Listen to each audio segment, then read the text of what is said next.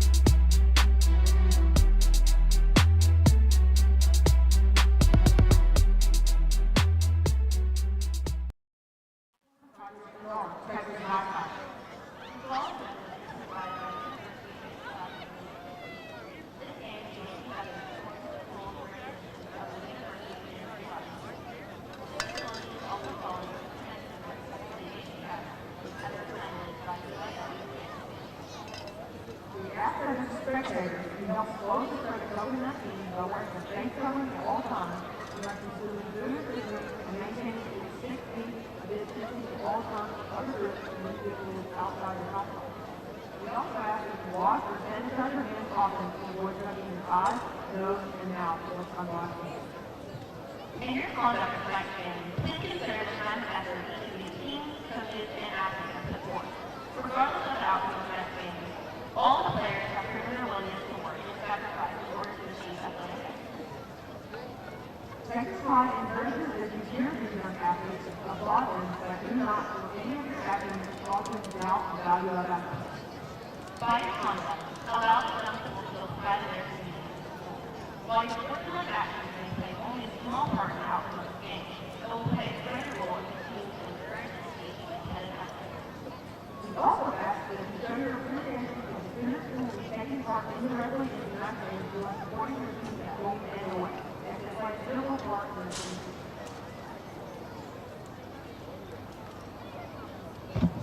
The individuals for the game have been mutually agreed upon by school officials for both schools.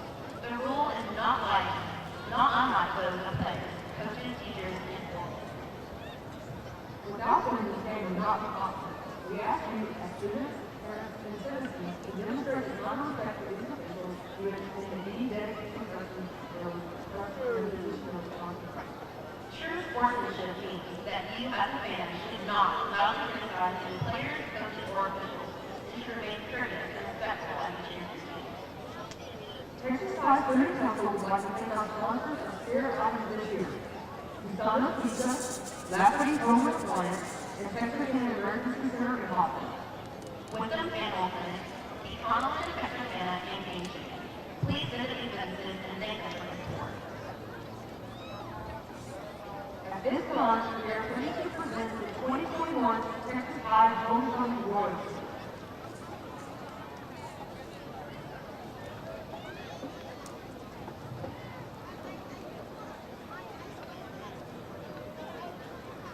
Our first race tonight is Mrs. Karen Rush.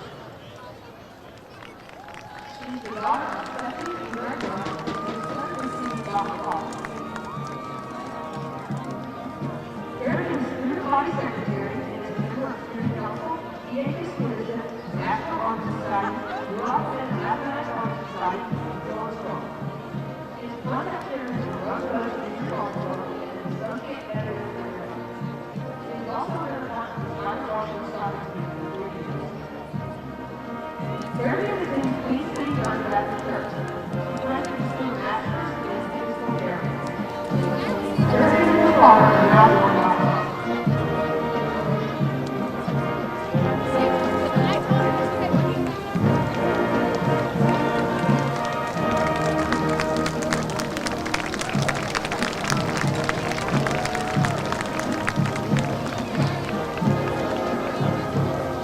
Ladies and gentlemen, Ms. Karen Gross.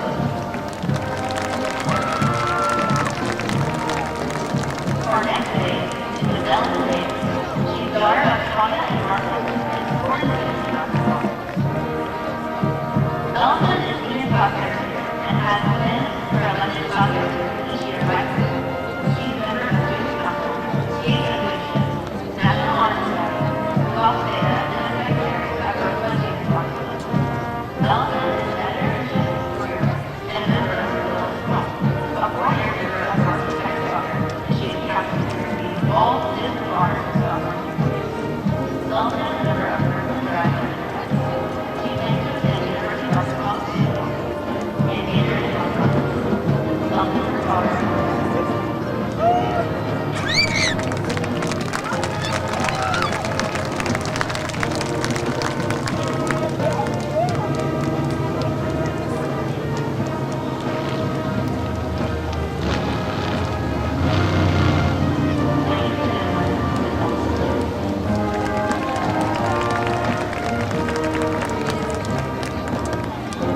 Our next name is Ms. Kalea Evans. She's the daughter of Tanya and also natural in the sports and volleyball. A three-year member of Texas Library, Kalea is currently a senior lieutenant. She's a junior member of TNS Solutions and four-year member of student council. Kalea is vice president of the National Honor Society and vice president of the American Sign Language Honor Society. In 2021-2022, Los Angeles debut month and is vice president of Texas and 23 chapters of Jacksonville America Incorporated, and has been delegated to the regional conference for 2 years. Kalea plans to attend Texas Southern University and major in broadcast journalism with an emphasis in television news. She is a member of Radiant Church and serves in the Big Ministry. Kalea and her father are now joined by her mother.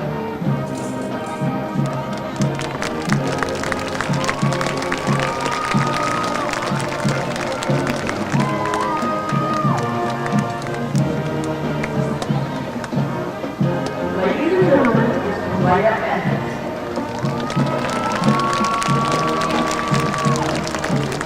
Our next debate is Ms. Olivia George.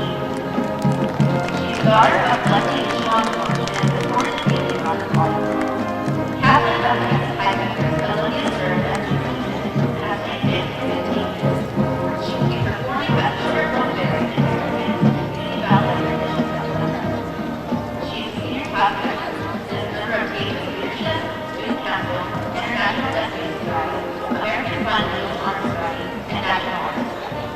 Olivia is president of her budget Honor Club and managing editor of Your Olivia is an active member of Jefferson Road Baptist Church and to attend the Texas Christian University in the fall.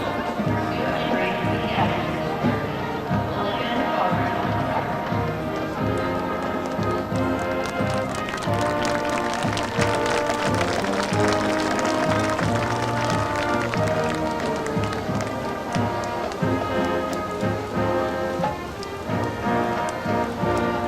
ladies and gentlemen,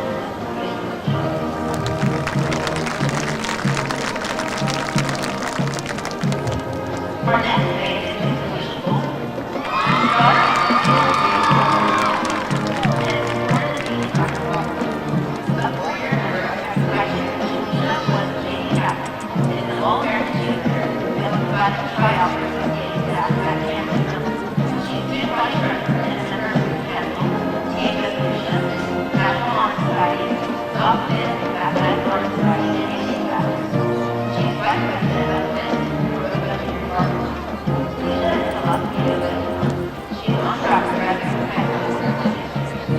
Alicia plans to attend Southwestern University in 3 years. Alicia is a daughter.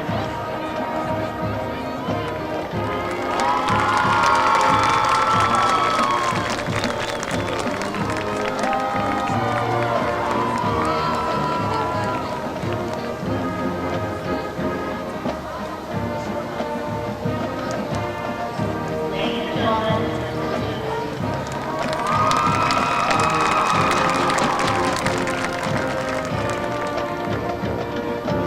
our next date is Ms. Ellen Barnes.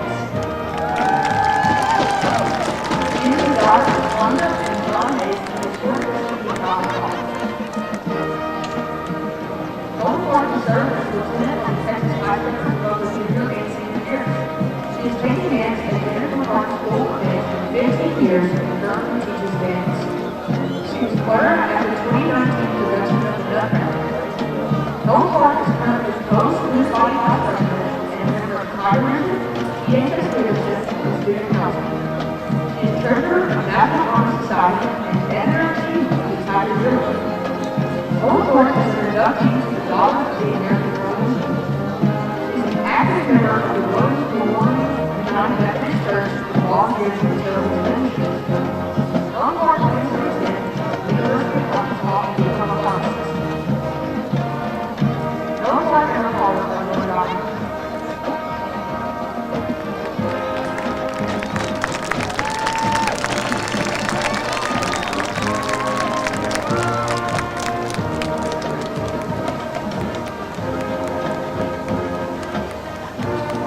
Ladies and gentlemen, Ms. Noel Clark Hayes.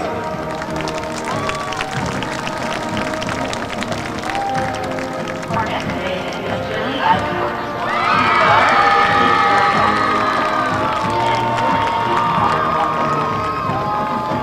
A 4-year member of Tiger Shoot, Jolie is a varsity co-captain. She is a member of Student Council, THS Leadership, National Honor Society, and the Rosebud Youth Congress. Jolie serves as the Director of Pride and Patriotism for Student Council, goes over THS members. She is a member of Christian Warriors Church.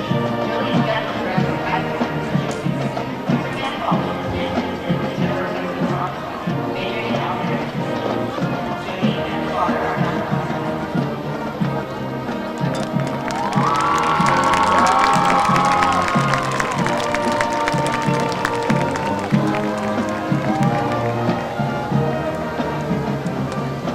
Ladies and gentlemen, Ms. Julie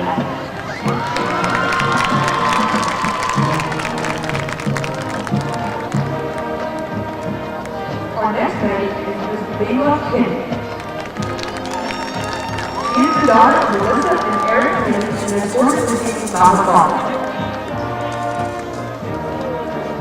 Bingla is a former member of the Texas Tiger and is currently senior lieutenant. She is a member of Student Council, EHS Leadership, Rosebud Kindergarten Club, International Festivities Society, and the Rock Rose Training Academy. Bingla plans to attend the University of Central Arkansas and pursue a career in physical therapy. She is a member of Christian Warriors Church and is a member of the worship band. Bingla is also a senior counselor at Brooklyn Ranch. Bingla and her father are Lord Godwin.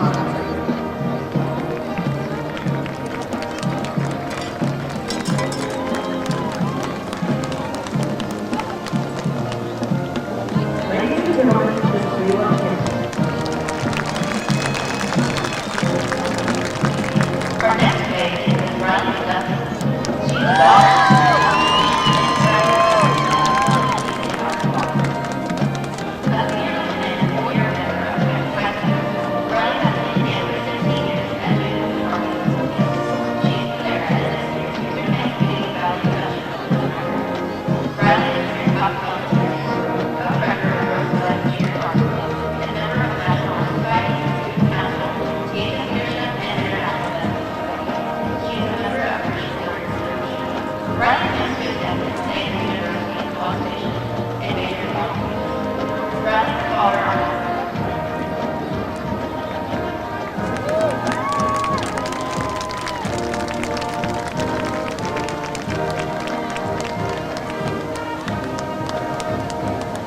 Ladies and gentlemen, Ms. Riley Duffy.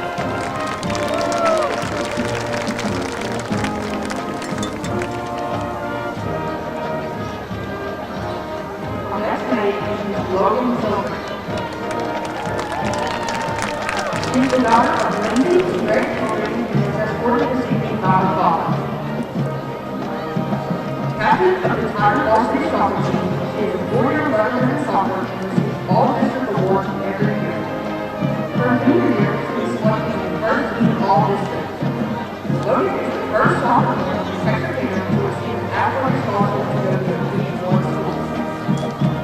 Logan is a member of the Rosebud Kindergarten Club, American Southern Honor Society, National Honor Society, Student Council, and THS Leadership.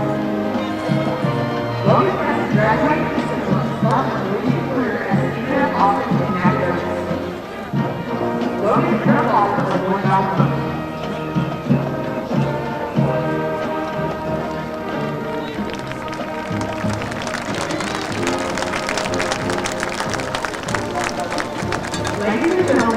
Our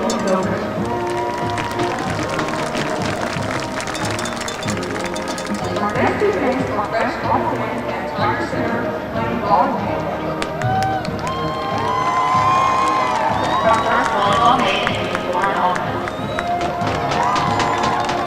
She's the daughter of Patricia and Matt Allman and is currently teaching basketball. Lauren is a member of Lady Catcher Volleyball and was named second team all district for 2 years. A 4-year member of Catcher Rugby Softball, Lauren has been named first team all district for 3 years. She's named assistant assistant and VP for softball 2 years and was selected to the 2019 Player of the Year in of the Year for Catcher and All-City All-Star Softball team for softball boys. Lauren is a member of North Memphis, Skating Leadership, Student Council, National Honor Society, Catholic Club, and is also in at the Catholic. She's a member of St. Edward's Baptist Church. Lauren Smith plays softball at the University of Louisiana Lafayette and studies sports. Lauren and her father are Nashville.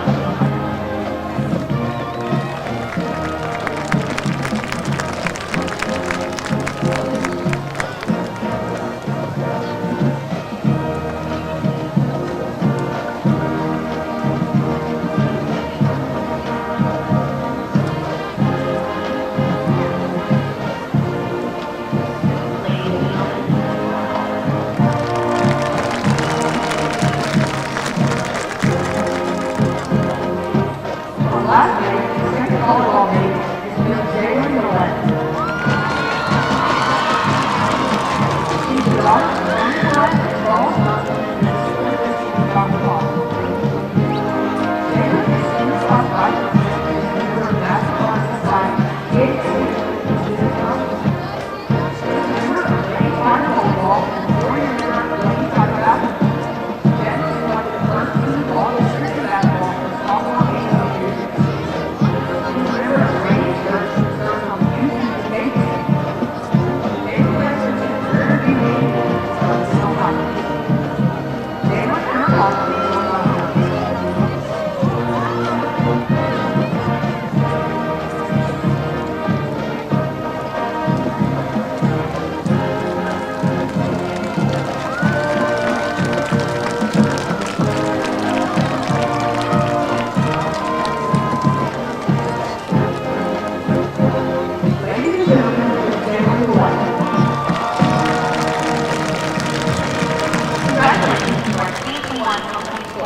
One of the most impressive basketball sport is that they collectively have over 6,000 volunteer hours in high school.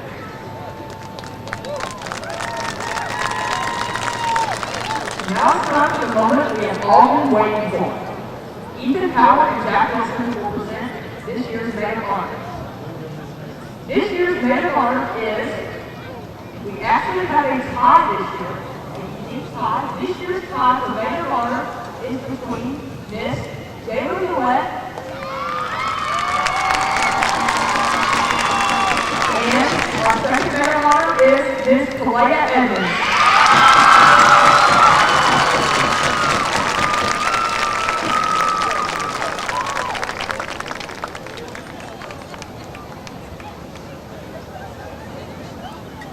And our 2021 Homecoming Queen, presented by Miss O'Bannon and Will Carter, is Miss Lauren Allred.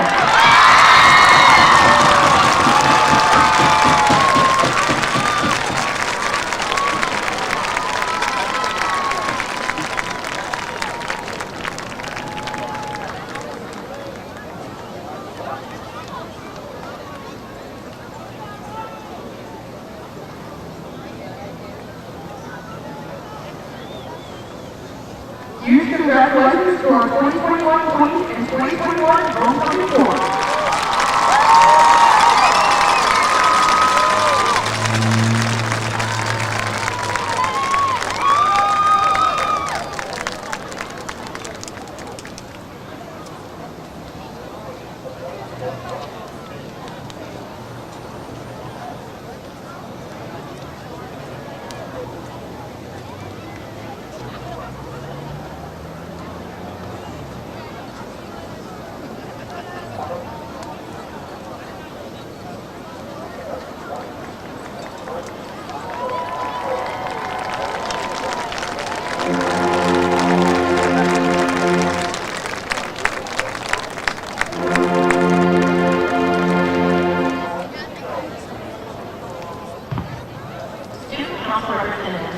Pleasant and Texas High are meeting at the field. Seniors representing Texas High are Emma Pearson, Ray Anderson, Angie Harris, Alice Green, Lynn Smith, and Charlotte Clark. Both councils are members of TASU 1519 and have active and successful councils. Many jobs from silver and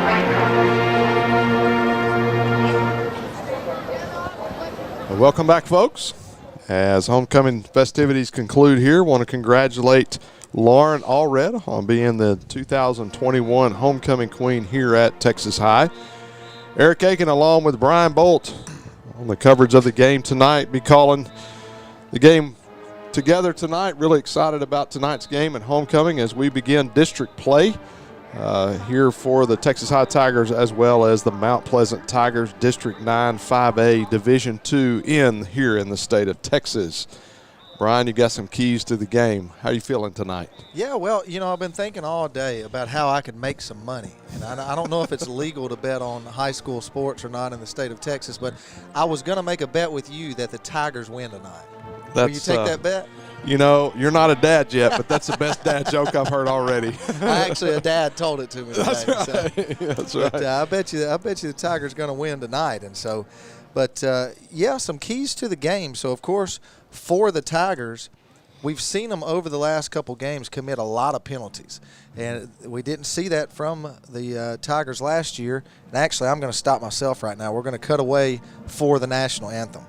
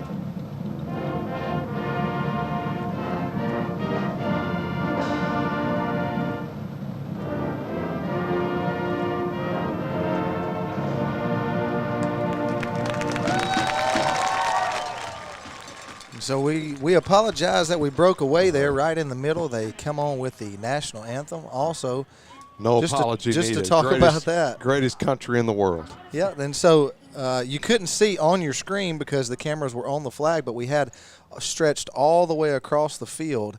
We had students from TISD as they signed the national anthem, and so that was a pretty cool deal that we had going on right there. But let's get back to some keys to the game. So we were talking about penalties. Yeah, go ahead. More penalties than what we saw last year. Okay, still not, you know, a ton, but more than we saw last year.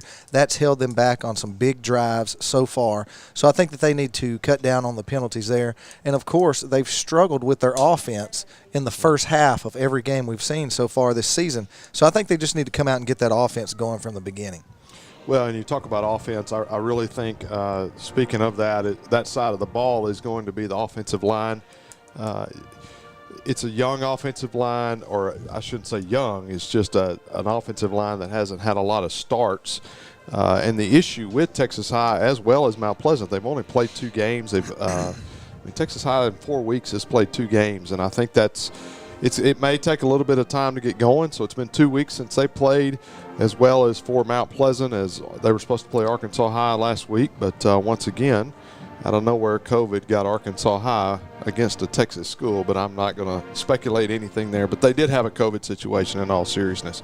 And but I believe if the offense can come out and get hot, like you said, but, you know, on the defensive side of the ball, the key to their defense is the defensive line.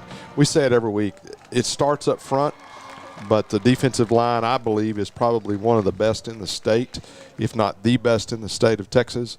And they pursue the ball well, but they give fits up front against the opposing team's offensive line. Yeah, and so look for the Tigers to come out hot tonight and Tigers? excited. Well, the Texas High Tigers to come out. The ones wearing the black jerseys, which I like the uniform combination that they're doing tonight. They've got the black tops with the orange pants and wearing those new black helmets. I guess new. They've only had them for a couple games now. They got them in the playoffs of last year. But look for those guys to come out on fire right from the beginning. Everyone's excited. The stadium is filling up pretty quickly here, and lots of people still pulling in. The road down here beside the stadium is still lined up with traffic, but it is homecoming, and so that everyone in the stadium and the locker room's excited. Well, and we're still talking about keys to the game a little bit, and for Mount Pleasant, they've had a change at quarterback. At the end of their last game that they played, they put in Lane Pinkard, and it looks like that he's getting his first start, but really rallied the troops and almost won the game against Sherman that they played. We lost 35-36. Kids really rallied around him, and you may recognize that Pinkard name as he is the head coach's son. I talked to Coach Pinkard before the game. A little nervous, to have your son starting and feeling that little extra pressure. He said, would you just say a prayer that he has a good game and can get out of here healthy? So really excited for Lane to get that opportunity. He's a great young man, really personable, and the team is really following him well. So if he can come out hot for that side, it could be a close game tonight. Otherwise, I just feel like Texas High is going to be too much for Mount Pleasant tonight. Yeah, and so both teams coming out on the field, starting to warm up just a bit, and they will enter into the tunnels and then onto the field. But we're gonna switch gears just a little bit here and go to some players to watch for tonight. Eric, what do you got? Some players to watch? Well, we'll start with Texas High tonight, and, we'll go with the defensive side of the ball. I'm going to go with Braxton White. They moved him from the DN position into that D-tackle position. He started at DN in the first game of the season, but the last game they started kind of experimenting there with him at D-tackle, and has done great. Got 6 tackles, 5 of those solo, and 1 sack so far this season. And so I think he's going to be a difference maker on the defensive line for the Tigers tonight. Yeah, and so like we talked about, that young, not really young as far as, years that they are in school, but just getting snaps on the field. So one player to watch for me is going to be number 71, Richard Jackson, the center for the Tiger offensive line. He is the captain of that so-called young offensive line, so look for him tonight to be a big factor on getting the ball back to Brayson McHenry, and then also making sure that he can rally those troops for that offensive line for the Tigers tonight, see if they can come out firing all cylinders. And on for Mount Pleasant, I'm going to say Miller McCrumbie. He's actually going to Arkansas State tomorrow to visit. Had an offer from Lafayette, Louisiana, and I know that he was going to commit there. Talked to the right people that know that, and kind of waited too late. And but he is a difference maker at 6'3", 207. I think he's probably more 6'4", 215-ish is where he stands, and he can go up and get the ball. I really think if Pinker can get it to him, it could be a special night for the Mount Pleasant Tigers. And so Mount Pleasant still getting some last warm-ups in, and the Texas High Tigers have entered the tunnel. They'll enter the field shortly. I haven't seen any smoke yet. I wonder what color it's going to be tonight. I'm noticing there's some smoke coming out of the Mount Pleasant. I think it's the battle of the smoke tonight, but we always say that we win halftime. It's 2 great bands tonight, but I'm telling you, I think Billy's going to win pregame. Yeah, tonight. I don't know what's about to happen, but I figure something's going to happen with Billy, and so I see guys down there ready to start the smoke. Billy's peeking in, and so I was told that it would look good coming out. I know some things that they did want to try that they couldn't pull off in a short amount of time, and it really would have been sweet. Well, here comes Billy. I see a fire extinguisher. I don't know if that's to put the fire out or if that's going to add some more smoke, because you never know with Billy. Yeah. So it's going to be great tonight once we get everybody out here. We're just kind of waiting. There's about 4.5 minutes left before kickoff. And it looks like the Mount Pleasant Tigers have already walked through the head and said, hey, we're ready to go. And so here come the Mount Pleasant Tigers onto the field as they're led by all the flags now that all these schools have. They even have flagmen. Yeah, got a little horn. Sounds like a Mitsubishi. And so we're going to pull out the 18-wheeler horn here in just a second, and we'll see who wins the Battle of the Horns. Yeah. So it looks like Billy's ready. He's counting down. You can see it. Look at him. Yeah. He's ready to go. Crouching tiger. Yes, the crouching tiger. Yeah, yeah. Here comes the smoke. Here folks. comes the smoke. The That's smoke right. is in the house, and you can tell Billy's like, "Come on, smoke, come on!" And here come your Texas High Tigers. Great shot there of the Tigers running out. Look at that uni combo. If that doesn't get you excited, look at that smoke in the background there. Well, what a great shot. One of our players bit the dust there. He tried to miss the camera guy. Texas flags all over the place as Texas High enters the field, and got orange smoke everywhere. I'm telling you, it's a little special tonight for homecoming. I think there might be a little bit of extra smoke tonight. there's a lot of smoke. Good. Thank goodness there's 3 minutes left to go before kickoff, if they still let it all tick off, because it's going to take a minute to get all that orange smoke out of here. But nonetheless, one of the best entrances in high school football. You know, everything, you talk to people around the country about Texas football, and then you realize that the best teams in Texas are still public schools, where you go to certain states and it's all about the private schools. We were talking about that in a coach's office this week. And so I hope that we can even see the game with all the smoke, as you can see coming across your screen. Yeah. It's like a cloud. So we're about ready for the coin toss. Look like it's going to be a couple of seniors going to be captains for tonight. Braylon Stewart, along with, trying to get who 77 is. Sorry about that, folks. It's going to be McCullough, Kushan McCullough. Sorry, don't call his name a lot. And then Brayson McHenry for the Tigers. Yeah, and we appreciate everyone for tuning in here on Texarkana Game Day with Tiger Vision. And we want to make sure that everyone knows that this first quarter tonight is going to be brought to you by State Bank, your local bank for all of your personal and banking needs, with branches located in Atlanta, Clarksville, DeKalb, Texarkana, Nash, and a new, soon-to-be-open branch in New Boston. If you're looking to buy, build, or refinance, contact our very own game day correspondent, Jay Davis, over at State Bank, or visit their website at statebankofdecab.com. Ones are wild for the Tigers, for the Mount Pleasant Tigers, as Miller McCrumbry and Will Hillis are your captains for Mount Pleasant Tigers.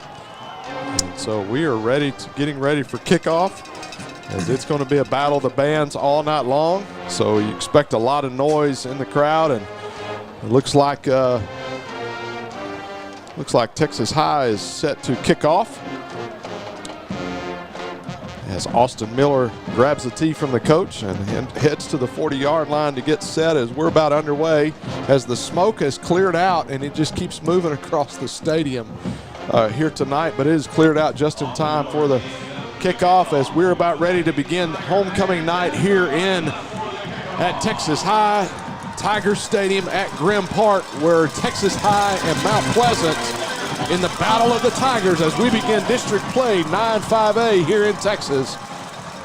And everyone on Texas High's side is on their feet. The Mount Pleasant fans standing up as well, and so everyone's excited for kickoff here in Texarkana. Austin Miller set to kick it off as the crowd is hyped. The band is ready to go. Both teams are excited. Fans are excited. They're on their feet and ready to roll. And folks, we are underway here at Tiger Stadium.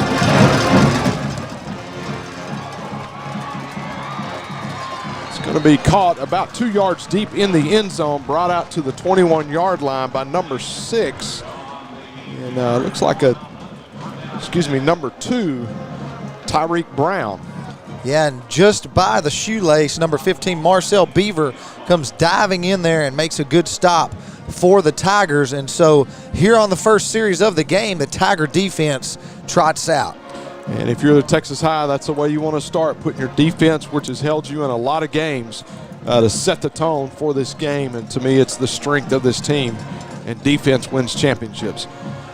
Pinkert under center, hands it off, and it's Hands it off. It's going to be to Tyson Minter. He's going to be brought down after a gain of 2 yards. Yeah, and that quick handoff, it wasn't fooling the guy you talked about in pregame. They moved him from defensive end down to the defensive tackle position, number 7, Braxton White, on the first tackle of the night for this Tiger defense.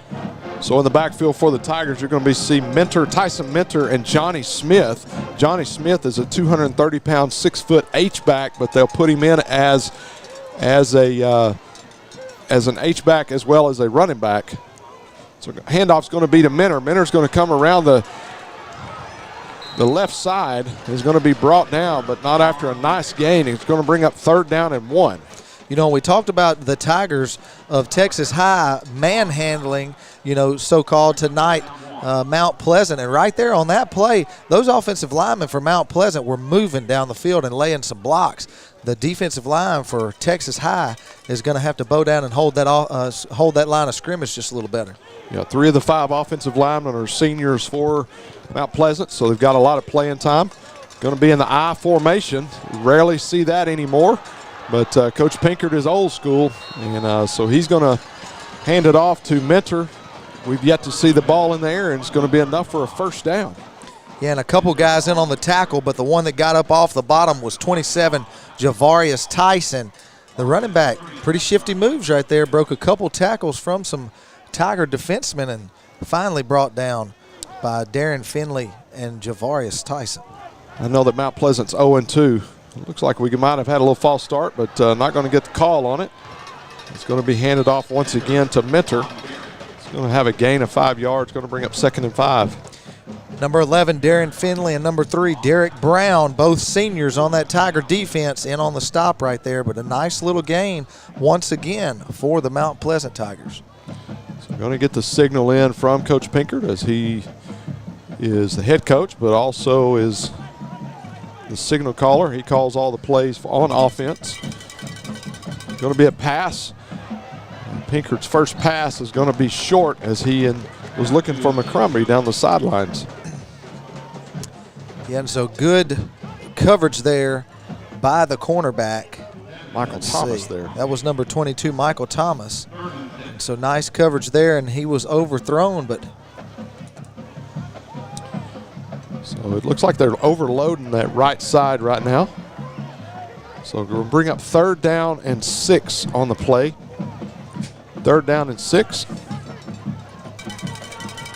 I would imagine it's going to show option. Pinkert's going to keep it, and it's going to have a gain of 1, but that's going to bring up 4th down and 5. And we're going to find out what's going to happen here. It looks like they're going to send in the punting unit as the drive stalled.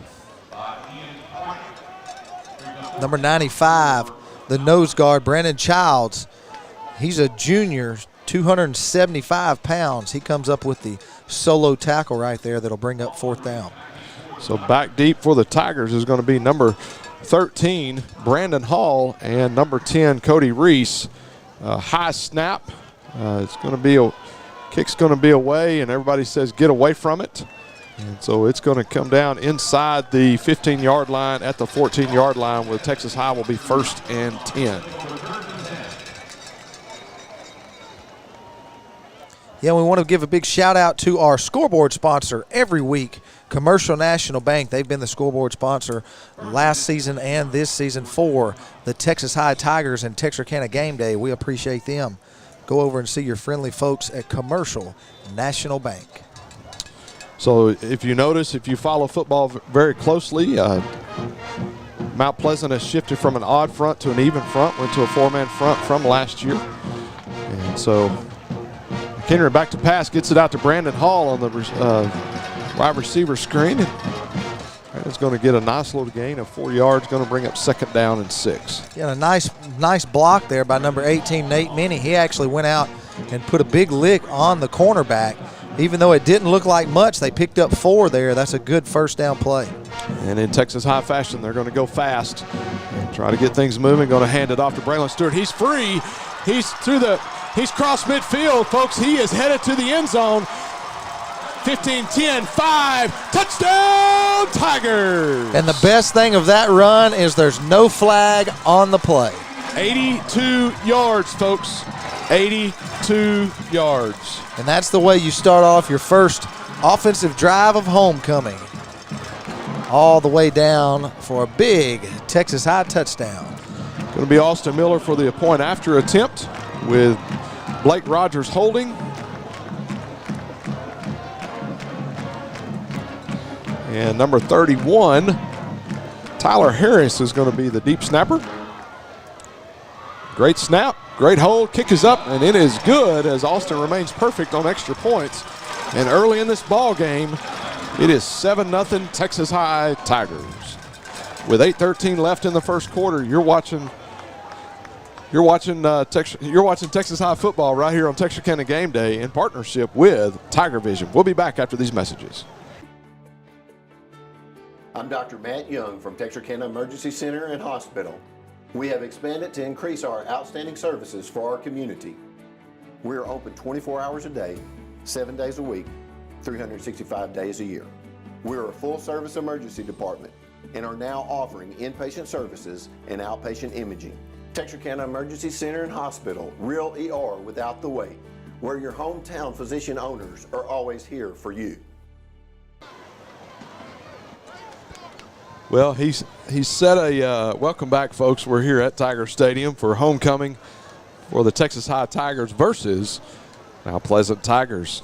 And if you just missed it, Braylon Stewart with an 82-yard touchdown run, and he's trying to set the rushing record, and what a way to start it out. One carry, 82 yards. What an average. That's right. That was a great run there. He broke loose. There was one guy that could catch him. He pushed him off a little bit, and then it was off to the races. And when you get in a foot race with him, it usually doesn't turn out very good for you. Austin Miller's kick's going to be deep, caught at the 1 yard line. And it's going to be trying to get a number, but it looks like Mount Pleasant's going to score 20-10-5. Touchdown, Mount Pleasant Tigers. And that's going to be number 11, Will Hills, with the return. No flags on the play, and it's going to be a touchdown. Yeah, and just like that, Mount Pleasant comes back and answers. And Eric, two Tigers collided. One of them's coming off the field right now. I can't quite see his number. Looks like that's going to be number 26. That's Michael Beaver.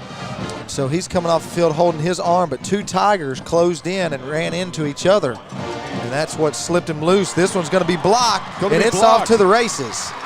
That is going to be number 15. It's going to be Marcel Beaver, 10-5. 2 points for the Texas High Tigers as the momentum is back and forth tonight, as it is going to be now 9-3 instead of 7-7. And that can be a huge game changer for the Texas High Tigers.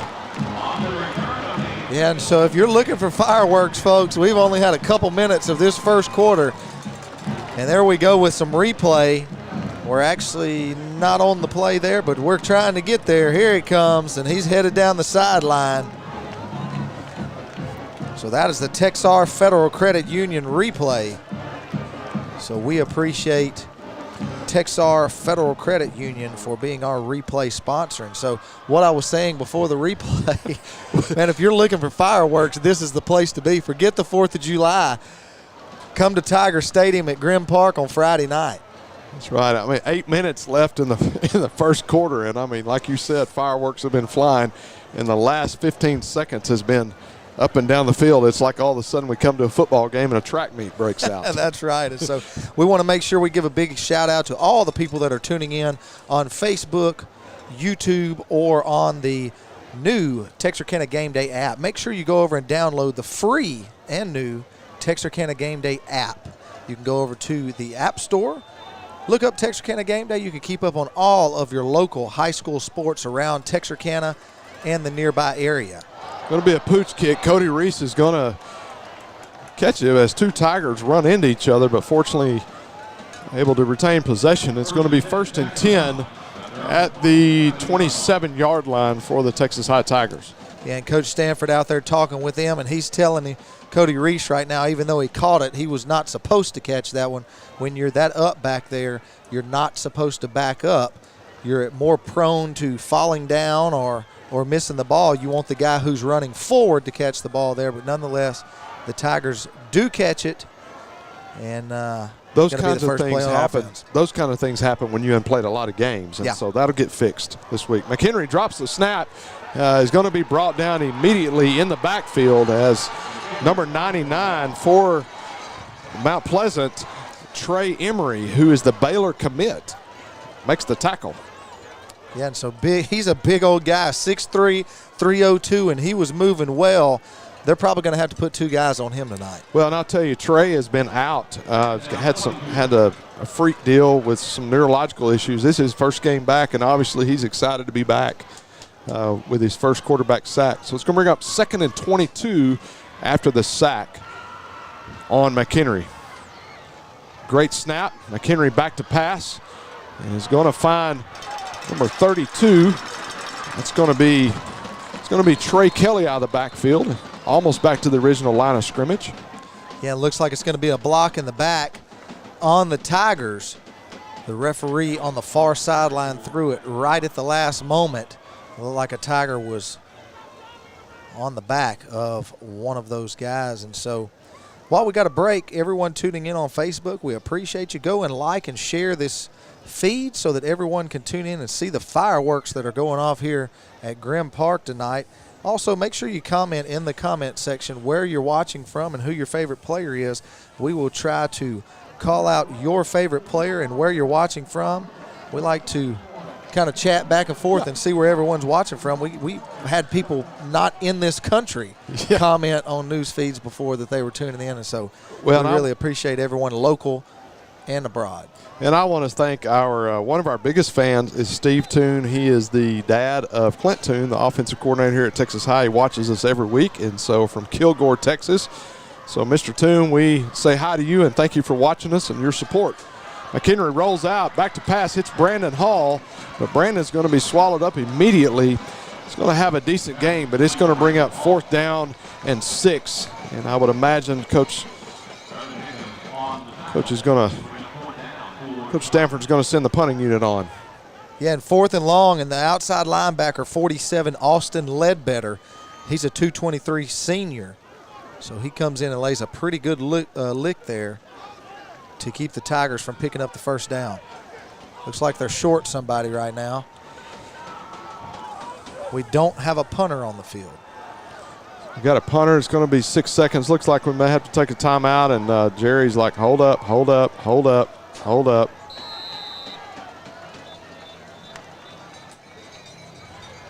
And, I say Jerry, it should be Coach Stanford. I apologize, folks. I mean no disrespect by that whatsoever. So once again, when you hadn't played in 2 weeks, it's little things like this you've got to pay attention to.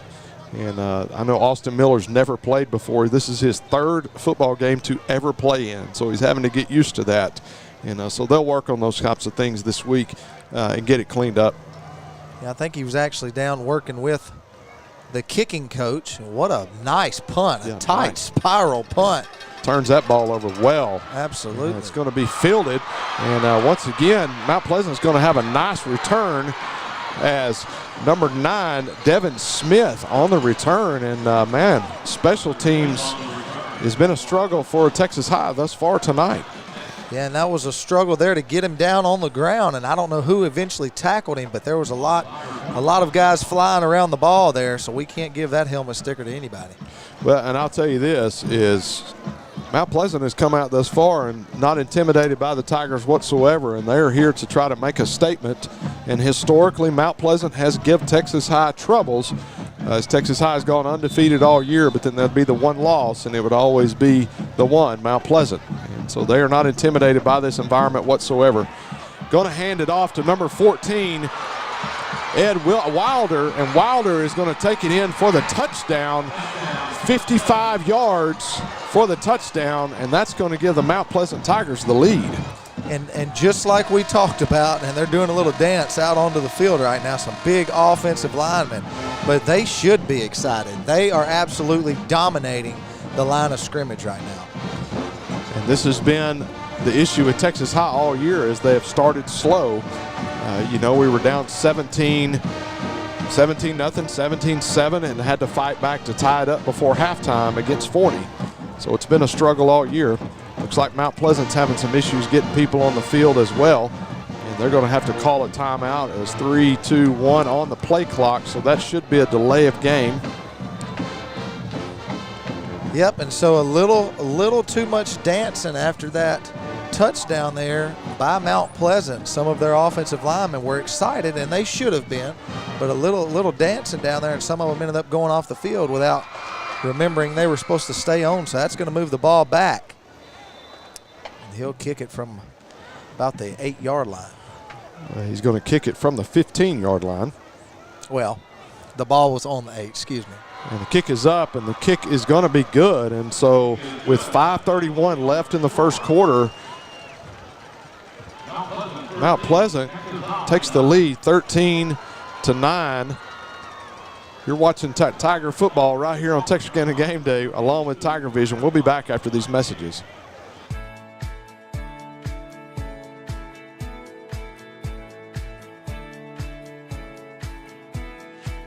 Providing excellent customer service while keeping everyone safe is a top priority here at State Bank. We are making your banking experience safer and easier with our new curbside banking program. Almost anything you need to do inside the branch can now be accomplished with curbside banking. Need to open an account, pick up a debit card, or hands-on help with mobile banking? Just pull into a designated curbside spot, call the number on the sign, and a State Bank team member will come assist you quickly. We are excited to bring you this convenience and are thankful to serve you. Your family, your bank, State Bank.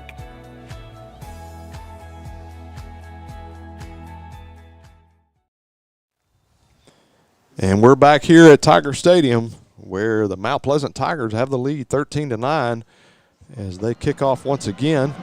Going to be received by Jalen Jones, and Jalen's going to be brought down just inside the 25-yard line at the 23-yard line where the Tigers will take over 1st and 10 and going to see if that offense can get some things going. Yeah, and that was number 4, Derek Marshall for Mount Pleasant. Came in and made a good tackle there. So we want to thank some of our sponsors: Texarkana Physical Therapy, Cantera Networks, Texana Bank, Total Medical Supply, Amcare, and Flying Burger. We appreciate all of those sponsors that make it possible for Texarkana Game Day to have the equipment and everything that they need to bring you local high school athletic events. So go see one of those local sponsors and give them your business where they can keep supporting your local schools.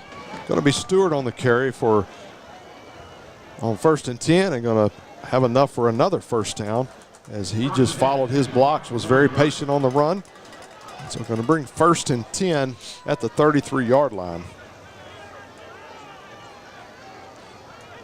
Hands it off once again to Stewart. Stewart straight up the middle. Going to have a gain of 4. Should bring up 2nd down and 6. Yeah, the defensive end, number 10, he's a 6'4 senior, Irvin Mikens Jr. He comes in and makes the tackle there. Number 99, Trey Emery. He's the big old Baylor commit, 300 pounds. He limps off the field. Looked like someone fell on his ankle. He's holding his lower leg, and so he's going to limp off. And so might be a good time for the Tigers to execute that running game without him in there. Yeah, I hate that to see that for him because he just came back today in this game just to see what he can do. McHenry back to pass under a lot of pressure, and he hits his man, Brandon Hall. Brandon Hall is going to have a face mask, going to be a flag on the play. So tack on 15 to that and going to be a first down plus as he's brought down at the 45-yard line. But with that penalty, it will put them in Mount Pleasant Tiger territory. Yeah, and should put them over on the 40-yard line going in, and that's a huge play there.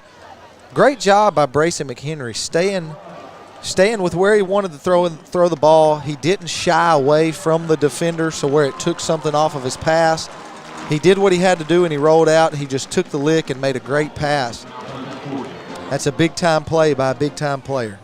As he's brought down by his face mask, going to bring up 1st and 10 inside the Tiger territory, 40-yard line, as they are marching in once again. And As we said, folks, don't go anywhere. A track meet has broke out here at Tiger Stadium early.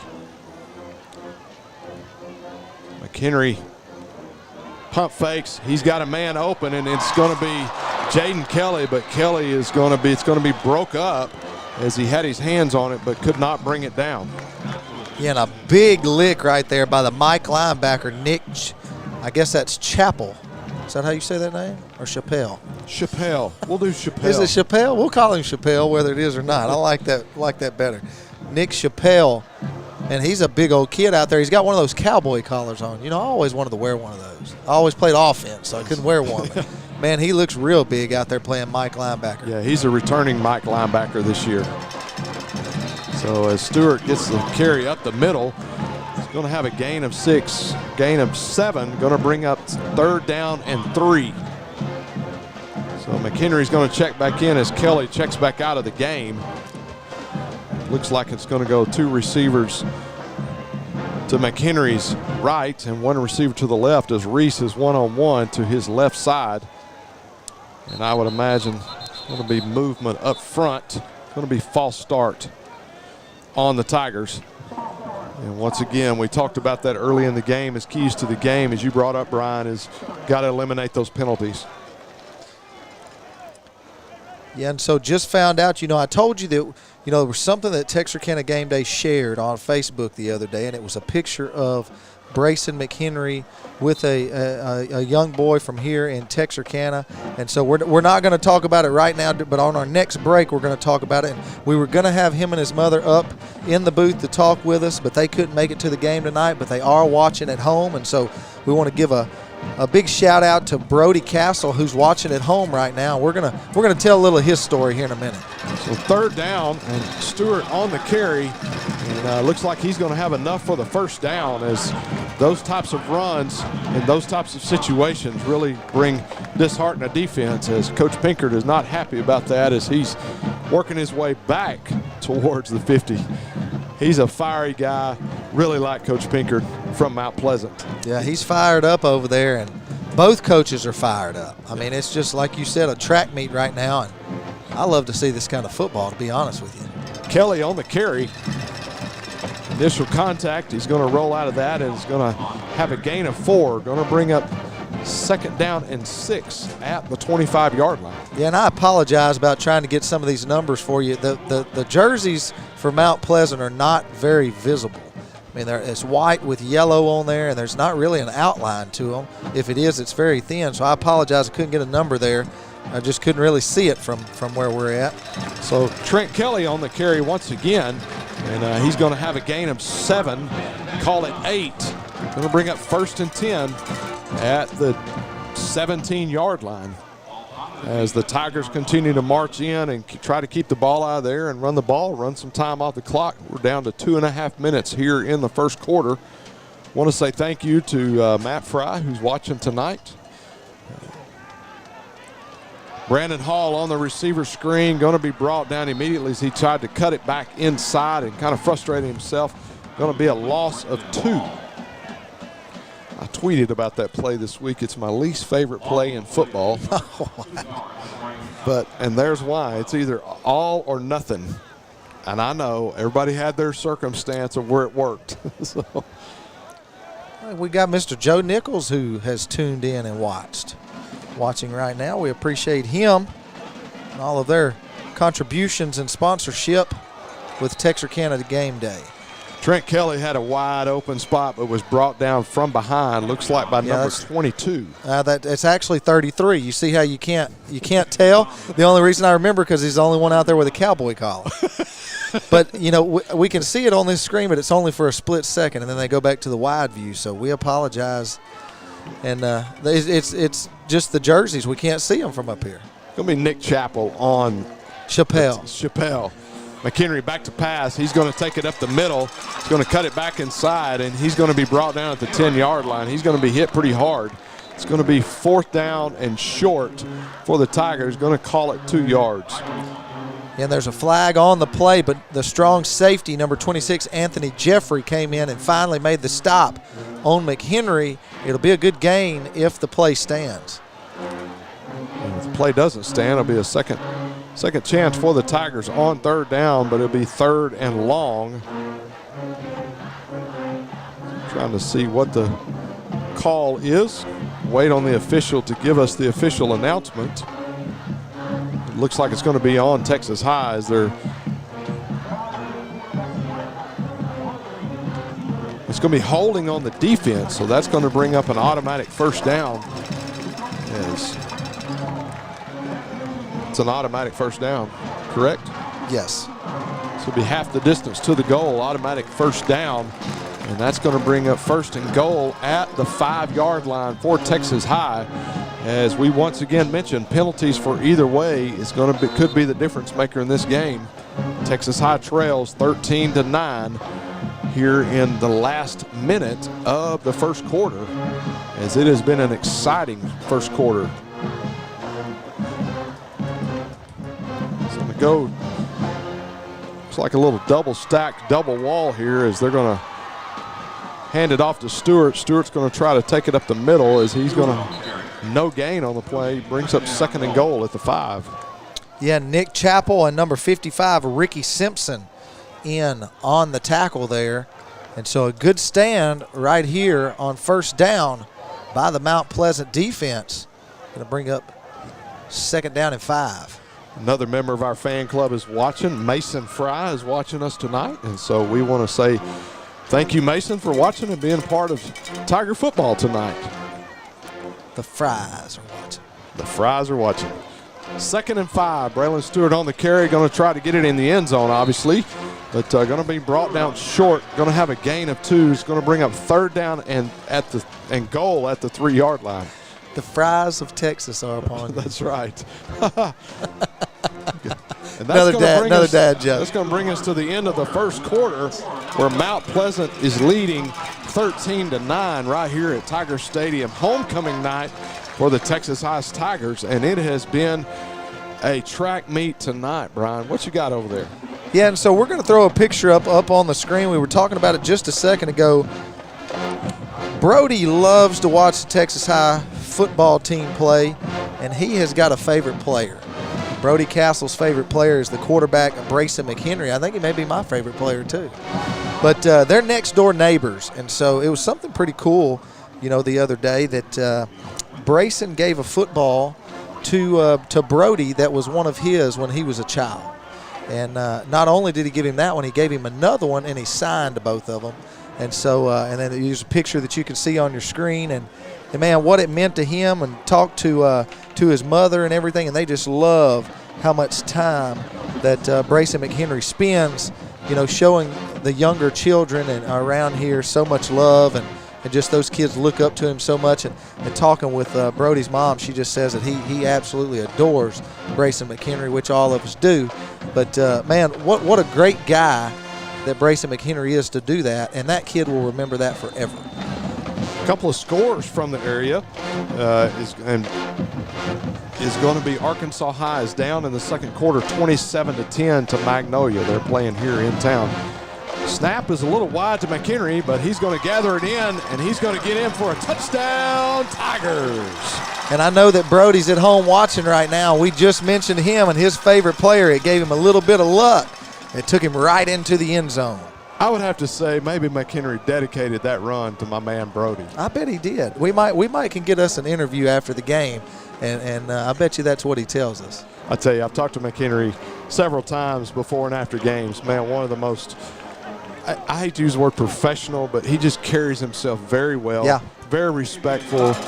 I mean, he's very mature for his age, and whatever college is out there is looking at him, offering, because you need to take him and bring him in. And here he is. Here's Brody's touchdown. Brings McHenry a little luck, and he lowers the shoulder and gets right in there on that orange of the Texas High touchdown. So 12 QB1 is going to put the Texas High Tigers ahead 16-3 with 11:54 left here in the second quarter. As it has been a fun night so far, homecoming night. Once again, want to congratulate Lauren Allred, as she is this year's homecoming queen for Texas High. So I know Lauren is a great athlete here at Texas High. Really, really good at softball. Fun to watch in the spring on the softball field. Yeah, and want to give some appreciation to another one of our sponsors. Our second quarter sponsor tonight is Texarkana Emergency Center and Hospital. With over 50 years of experience working in emergency rooms across the country, Texarkana Emergency Center and Hospital is your superior choice for the physicians that they have chosen to come and work there for minor and major emergency care in Texarkana. Go visit Dr. Young and his staff at 4646 Calhoun Creek Road in Texarkana, or give them a call at 903-838-8000. Real care, real convenience, real capabilities. Once again, the Tigers are having trouble on the kickoff return. It's going to be brought back to the 35-yard line. It's going to be brought back by number 22, Evan Shelley for the Texas High Tigers. We got a injured Tiger on the field. I was just informed by Mr. Duncan that Brayson is also an excellent physics student. Really? You know what? I can see it. I think Brayson McHenry is probably good at just about everything he does. Our friend Kevin Carpenter has joined us tonight as well. And so we appreciate Kevin for joining us and for tonight's broadcast, as we've got an injured player on the field. So we will get a number on that. It's going to be, looks like it's going to be number 23, Joshua Stewart. That's down for the Tigers. And it looks like he's sitting up.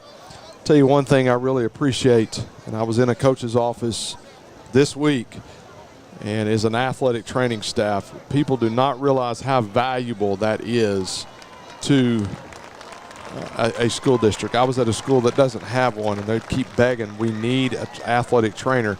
It takes the pressure off of a coach. The coach can coach, and the training staff can do what they do. Yeah, and a great job by them. We see them in every sport do such a good job here at Texas High. And speaking of here at Texas High, we have got a packed crowd here tonight. Very little seating. I do see a couple seats open over here, but I think it's just because Craig Jenkins is sitting over here. Nobody wants to sit around him. So that's the only empty seats in the house is right beside him. So he's doing something. Either he hasn't bathed today, or I don't know what it is. But if you're wanting to come out, it's a good one to watch. Texas High leads Mount Pleasant 16-13. As you saw in that shot, is injured player walking off Dr. Mitchell, who is an orthopedic surgeon here. He's at nearly every one of the home games, and so we thank Dr. Mitchell for being a part as well as Dr. Contreras that's on the sideline. Yeah, the nose guard, Brandon Childs, comes up with a big tackle right there for no gain. Going to bring up 2nd down and 10.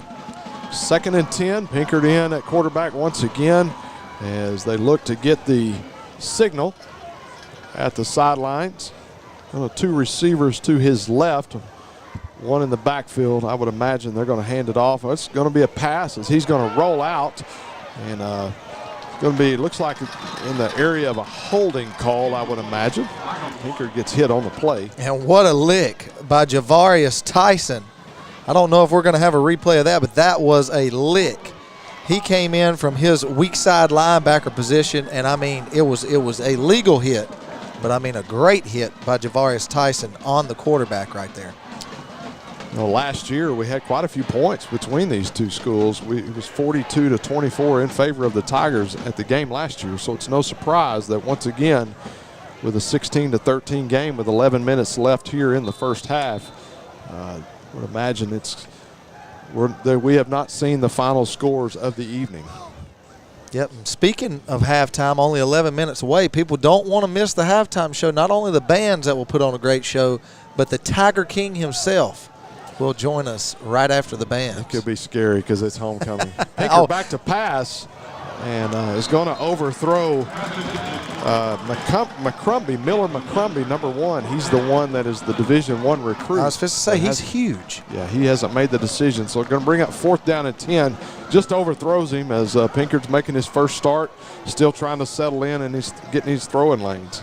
Yeah, and talking about the Tiger King coming up here, he's going to be on one tonight, I guess is what I should say. It's homecoming, and he is going to be fired up. So back to punt for Mount Pleasant is going to be Mendoza. And Mendoza's got a great kick. It's going to get a great roll down inside the 10-yard line. Going to be down just inside, well, they're going to say on the 10-yard line. Going to be 1st and 10 deep in Tiger territory with 10:45 left in the first half.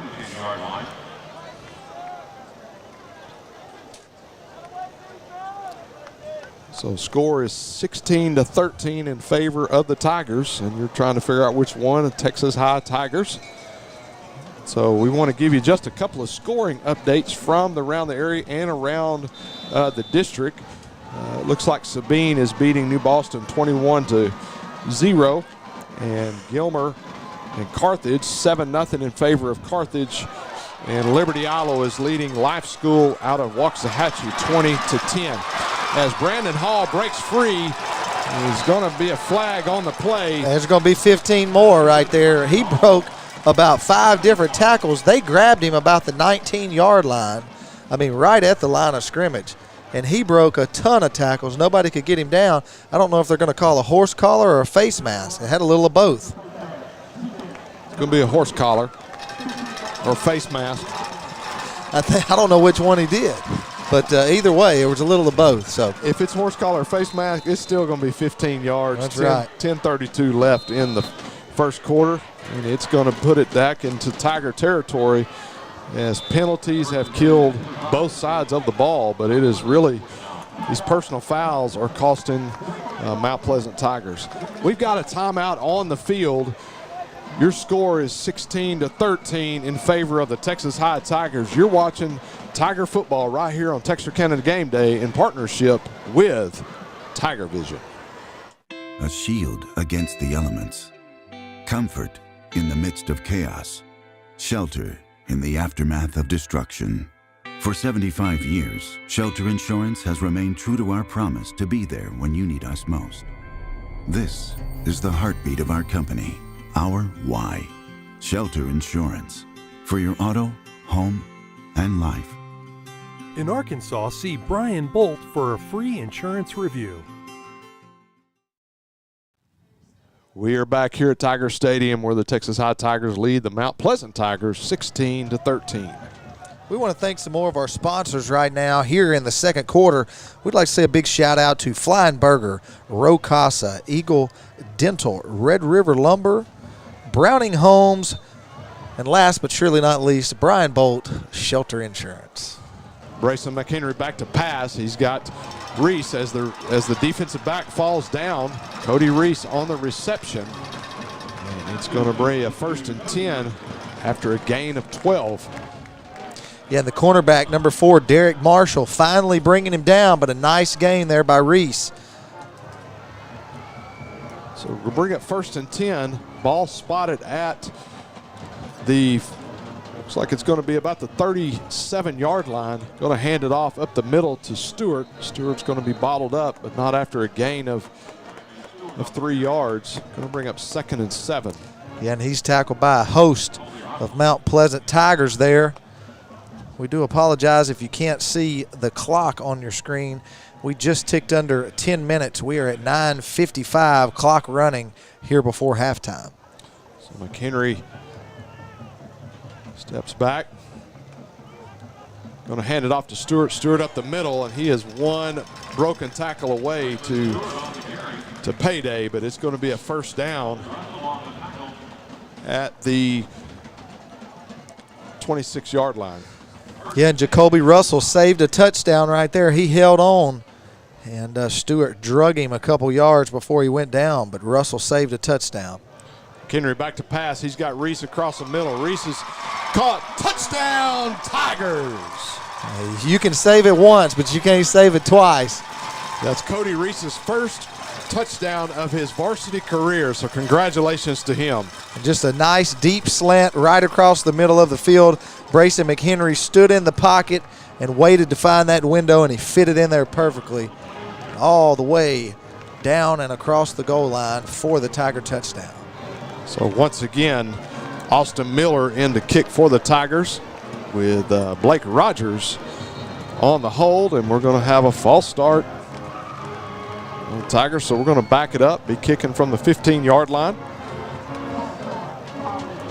And while they're doing that, I want to say thank you to Tiger Vision and all of the work they do. All of the camera work that you're seeing tonight is done by students here with Tiger Vision. That Mr. Aldridge does a great job. He is a legend here at Texas High, as well as has influence on many other programs around the area. And so we really appreciate him and all the hard work that he does, along with his students and the talent that they get to display every Friday night. The kick is up and the kick is good, and so that's going to bring the score with a 10-point difference where the Texas High Tigers lead 23-13. And here's your Texar Federal Credit Union replay. You see McHenry just waits and puts it right in a tight window. A little low there, but Reese says it's nothing for him. He picks it up, scores his first touchdown of the season. Apparently we've got some Mount Pleasant people watching it, so I see Mr. Johnson's asking where the linebacker was on that last play. Well, we're not really sure, because that's probably the reason that Cody scored.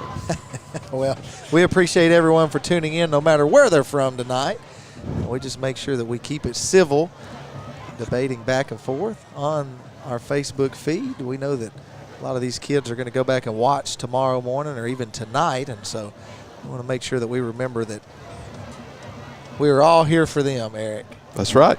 We are here for them, and so we appreciate everyone watching. We like to interact with some of our fans and some of our watchers that are online watching with us tonight, and so we just wanted to – sometimes we just like to have fun a little bit. It's high school football. They are 16, 17, 18-year-old kids that are having the time of their life and making memories for the rest of their life. Going to kick it to the up back, but it's going to go out of bounds, and that's a lot better than a return for a touchdown, as the Texas High struggled all night long. So yeah, and actually a pretty good kick there if he would have caught it. I mean, it was only a – and he thought about it. I thought he was going to catch it there. Yeah, McCrumbie did a great job, smart move by letting it go out, the senior, for the Mount Pleasant Tigers. 9:22 left here in the first half. So Lane goes over, Pickard goes over to his head coach dad and gets the play call. Well, we've got a little break in action. Want to give a big thanks to some more of our sponsors: Browning Homes, Texas Farm Bureau, Dr. Pepper, and Express Employment. So we're going to be handed off to number 5, Mentor. Going to be brought down after a gain of 3 yards. Going to bring up 2nd down and 7. Yeah, and Ian Kreit, the junior 6'2" defensive end, he comes up with a stop right there after about a gain of 4 by the Mount Pleasant Tigers. His first official varsity start Ian Kreit has gotten tonight. So congratulations to him for earning that spot. So going to go trips to the right for the Mount Pleasant Tigers. And going to hand it off to Mentor, but Mentor, great defensive play, going to be dropped for a 1-yard loss, going to bring up 3rd down and 7. Yeah, and Darren Finley, he wasn't surprised on that one. He knew exactly what was coming. He come down here and dropped him for a 1-yard loss, and I know you can hear some excitement in my voice. We have been graced by the presence of a Texarkana legend here in the press box, and so I'm sorry, folks, if my voice is shaking a little bit. I'm about to see if I can get an autograph and an interview with this guy. Well, Craig just walked in the booth, and somebody's telling him to go to work. Pinkert back to pass, and he's got a long pass. Great defensive play by number 21 for the Tigers. It's going to be intercepted. Tyreek Robinson. Tyreek Robinson with the interception, and that is his 3rd INT of the season. Yeah, he's just a magnet for plays like that, and a great hit. I'll get a number on there if we have a replay, but someone got a nice hit on the quarterback. I saw the referee shake his head. Yes, it was clean, and then there was a nice pick there by Tyreek. And like you said, that's his 3rd already so far in 3 games. And I didn't know who you were talking about when you said Craig. All I can, think of is old Glide Leg.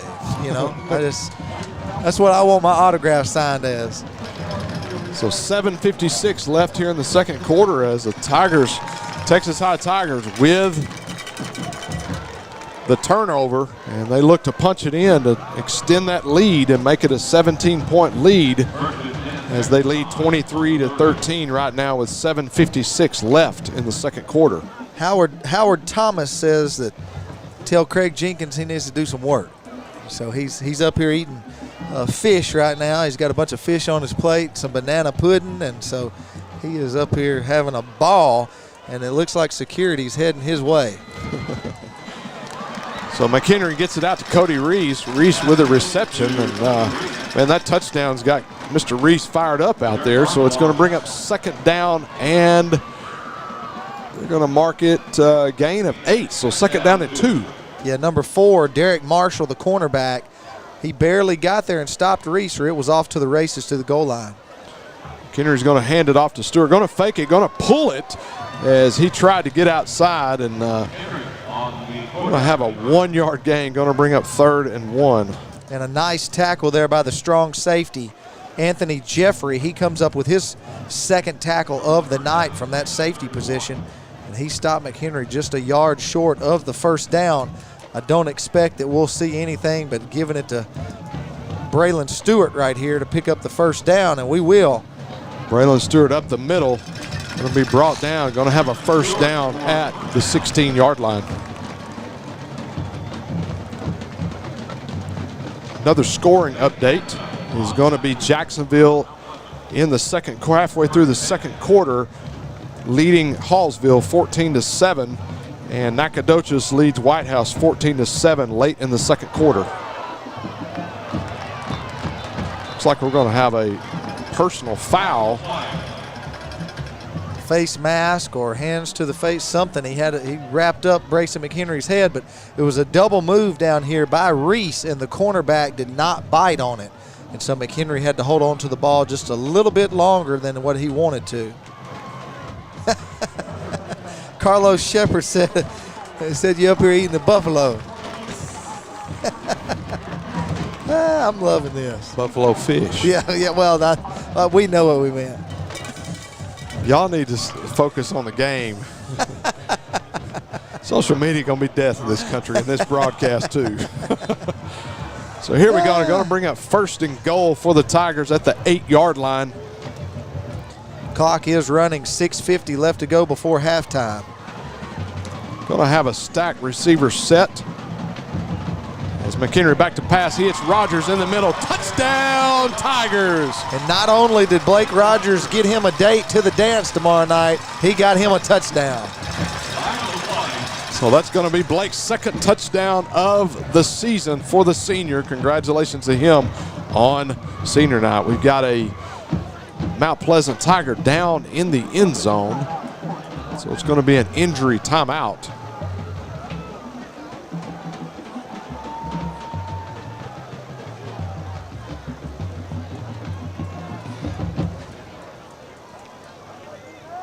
We'll try to get a number for you folks and try to figure out who it is. While they check on the injured player, we're going to take a break. You're watching Tiger football right here on Texarkana Game Day along with Tiger Vision. We'll be back after these messages.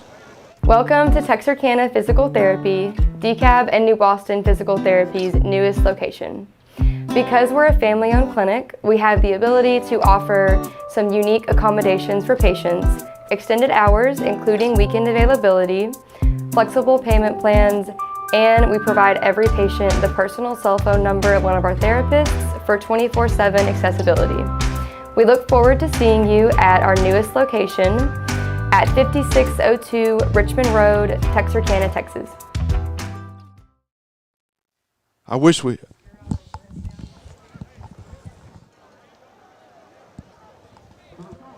And walking off under his own power, we still have, it's hard to see these numbers, folks. I was just saying to our team, I wish we had binoculars. We're back here at Tiger Stadium as Austin Miller is on for the point attempt after. So we're always thankful when an athlete gets injured. And so Austin Miller kick is up, and the kick is good.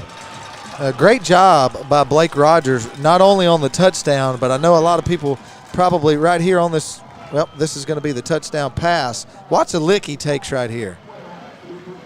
And holds on to the ball. A great catch right there. But what I was about to talk about was that ball right there skipped to him, and he picked it up and still got got it down for the kicker and got him another point out of it. But just a great job by him, not only catching the touchdown, but also getting that ball down so that the kick could get up and be good. 6:41 left here in the first half. Texas High leads 30-13 as district play begins tonight. More scores from around the area.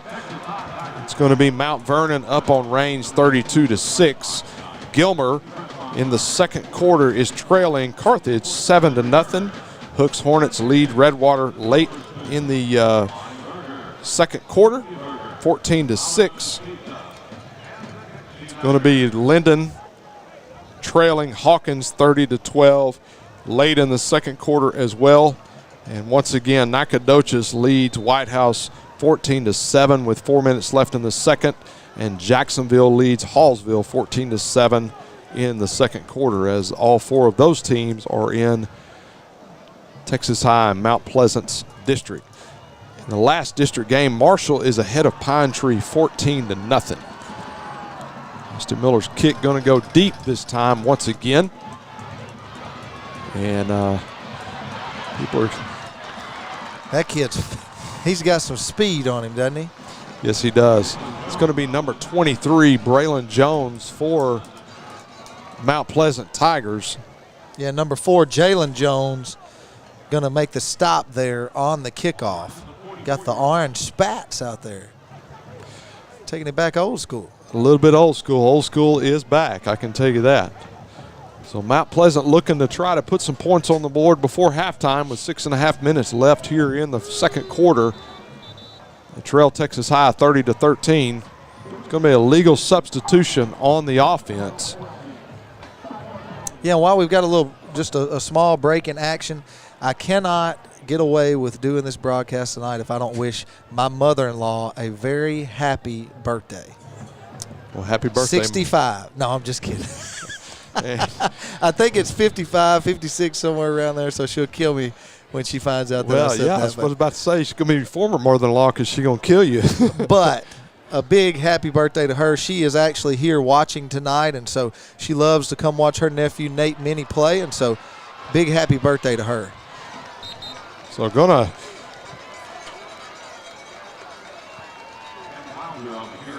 to be Ed Wilder, the senior, on the old school option from Pinkard, and it's going to bring 1st and 10 on the nice game.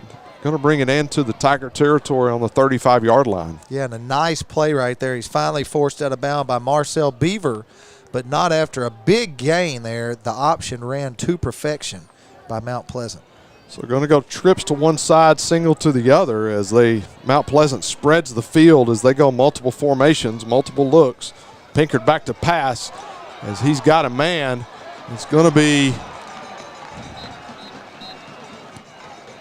be a flag on the play. Looks like we're going to have pass interference, I would imagine, on the Tigers, as the pass was intended for number 2, Tyreek Brown. Yeah, and Coach Stanford doesn't like that play very much, or that flag very much.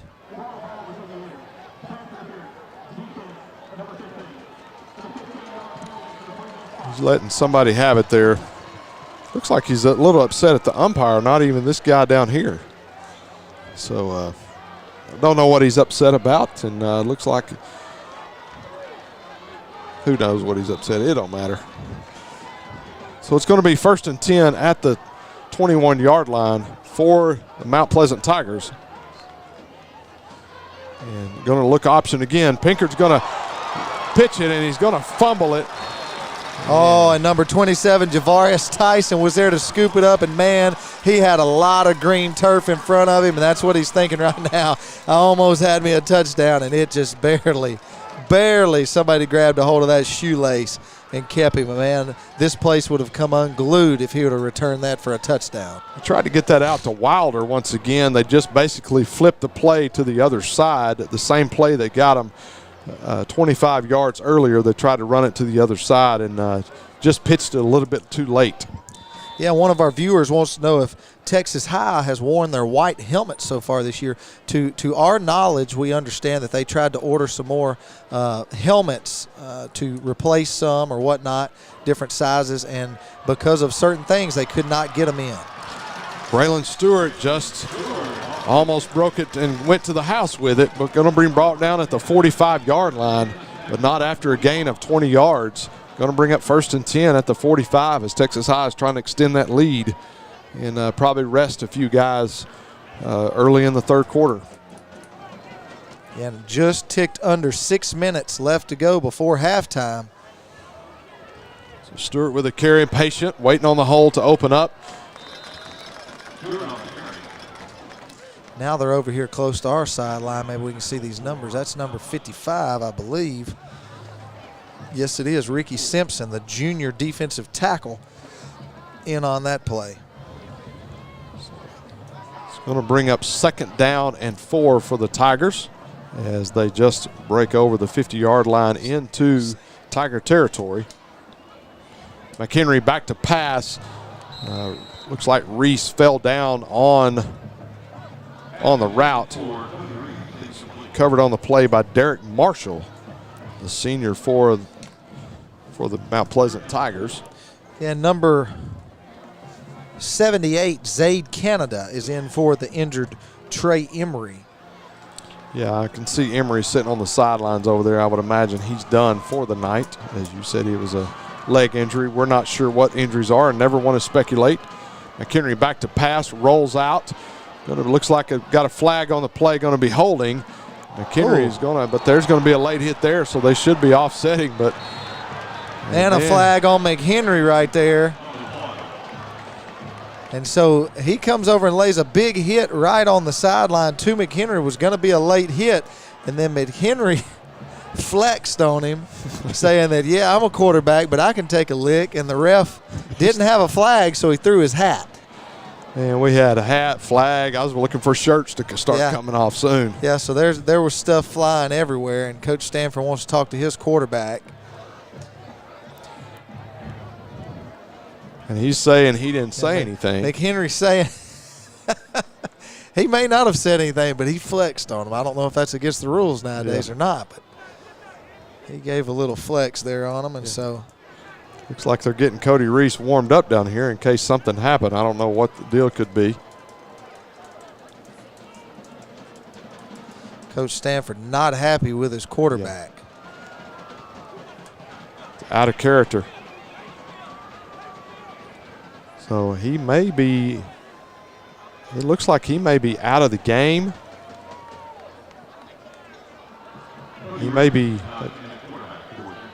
So Cody Reese is going to come in at quarterback.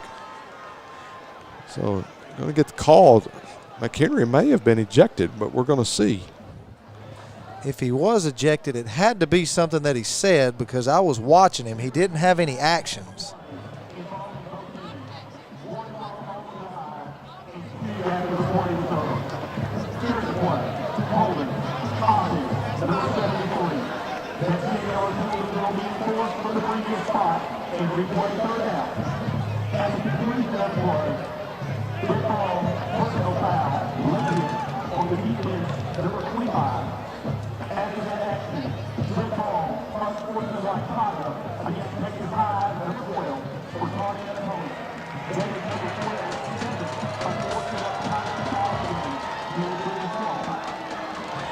So they did not say that number 12 was ejected. Yeah, he was disqualified. Oh, okay. So they said that's his second unsportsmanlike conduct of the night, and number 12 is disqualified. I did not know that he had one on him. Did you? I did not either. So it's going to be a different ball game as Cody Reese comes in, but he looks to be the guy for next year. But, you know, sometimes you learn the hard way, and McHenry's just fired up, trying to be the leader. He did flex, a little bit, but I mean, I don't think that. I don't think it was out of line. I don't think it was enough to draw a penalty. I mean, it's kind of like when these guys make a big hit down here and they kind of stand over someone or step over them for a second, it's not something that's a real big deal, but, we're not even getting a play called here, having some trouble. But that's what happens when you have to bring your second-string quarterback in when he's not ready. And Coach Stanford, not a happy camper right now. Like I said, I was more stunned that it was his second one of the game. Still not quite understanding where he got the first one at. Yeah, he's still upset on the sidelines. I mean, he just swears he didn't say anything, but he did flex. It's going to bring 3rd and 14 when we go back to action here in just a few moments. A little bit stunned here at Texas High as everybody's trying to figure out what's going on, but hey, listen, you got to have next man up mentality. That's what you do in a school like this where you've got numbers, you've got guys that can play. Of course, McHenry is a leader, somewhat out of his character to do something like that. But we'll bounce back, and he'll bounce back from it, learn from his mistake, and we move on in the game. Well, and, we keep talking about out of his character as far as, if he didn't say anything, it was just a little bit of, showboating or basically, he's a quarterback. He took a big hit and he kind of flexed at him. I mean, I don't – it's definitely not negative against his character. It's not like he, was out there cussing or flipping folks off or, doing anything really out of line. But, again, the rules are the rules, and so he's going to sit out for the rest of this game. And I think he might have to sit out for the part of the next game. So Cody Reese is under pressure, and he's going to be brought down. And for a loss, quarterback sack, going to bring up 4th down, inside of 5 minutes left in the half. And that's not a good sign right there. Cody Reese gets up limping after being rolled up there. It looked like that big guy who tackled him kind of rolled over his foot, and now he's got somewhat of a sore ankle.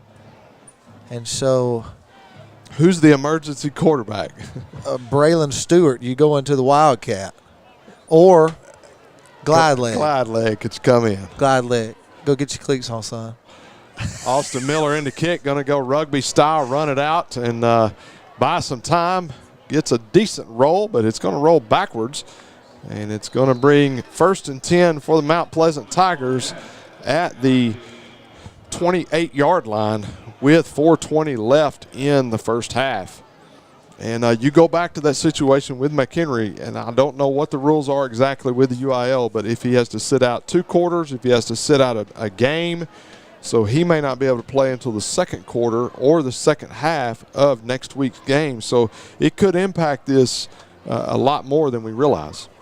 Yeah, and so that series right there, when the backup quarterback Reese has to come in, the Tigers absolutely looked not on pace with what they're usually doing, and so that was not a good-looking drive there for the Tigers.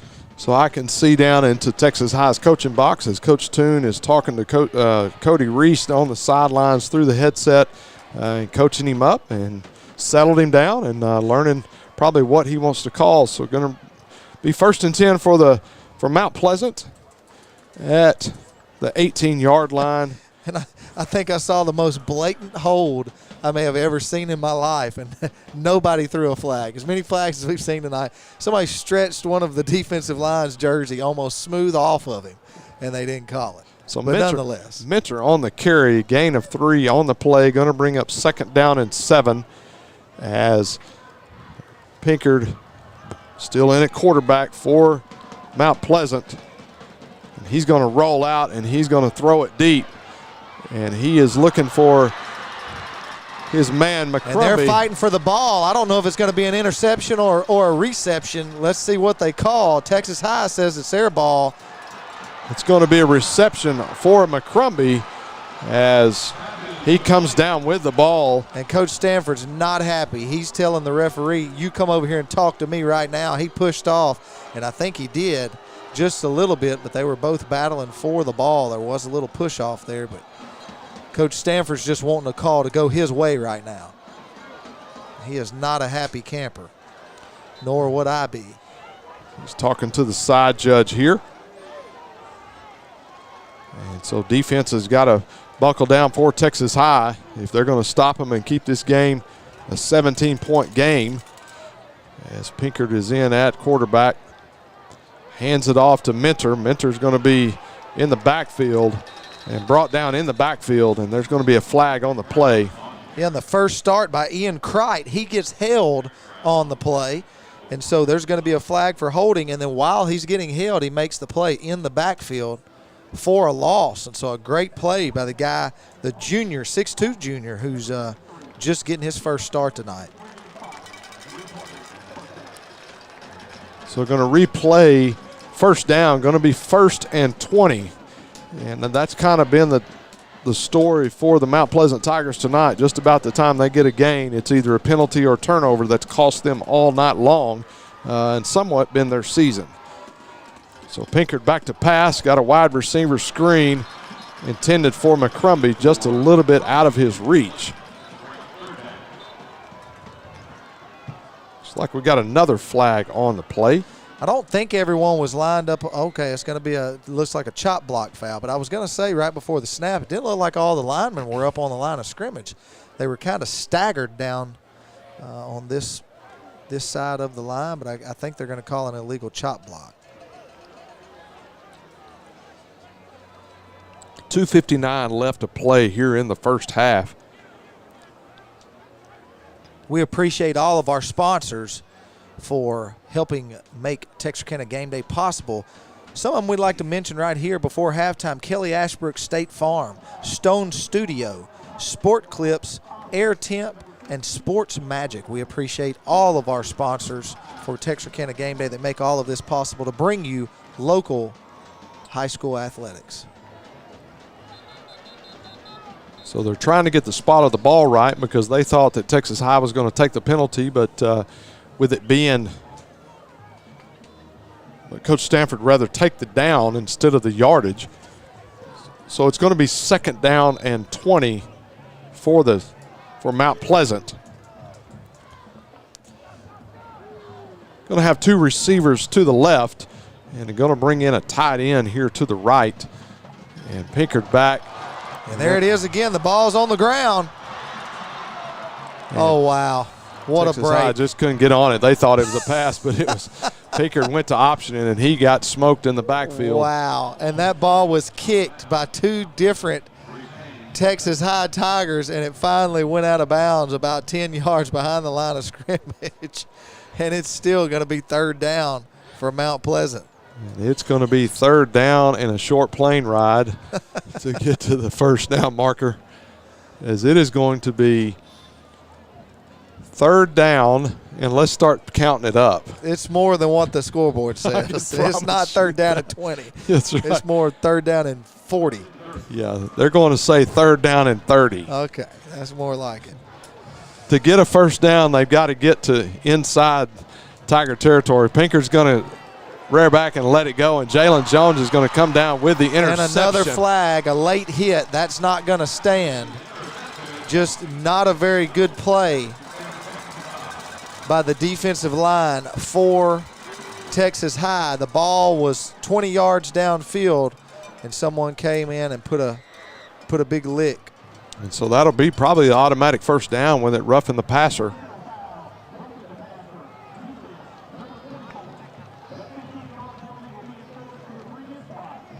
And so the Tigers, just like we talked about, a key to the game, they cannot make the penalties. And so far throughout the first quarter, it looked really good for them. But the second quarter, things have just not worked their way, and they've made a lot of penalties here. And so I bet you that Coach Stanford is ready to get in the locker room because he's got a few kinks to work out. So nullify the interception by Jalen Jones. Went up and made a great catch on that, as Nathan Tyler Moore with the late hit on the quarterback. And so they reset, automatic first down, going to hand it off to Mentor. Mentor's going to have room as he gets out across the 50 down to the 38-yard line. It's going to be 1st and 10, 37-yard line, 1st and 10 for Mount Pleasant there. Yeah, and Tyreek Robinson, he's a safety. He comes in and finally makes the stop after a big gain for Mount Pleasant. 2:14 left to go in the half.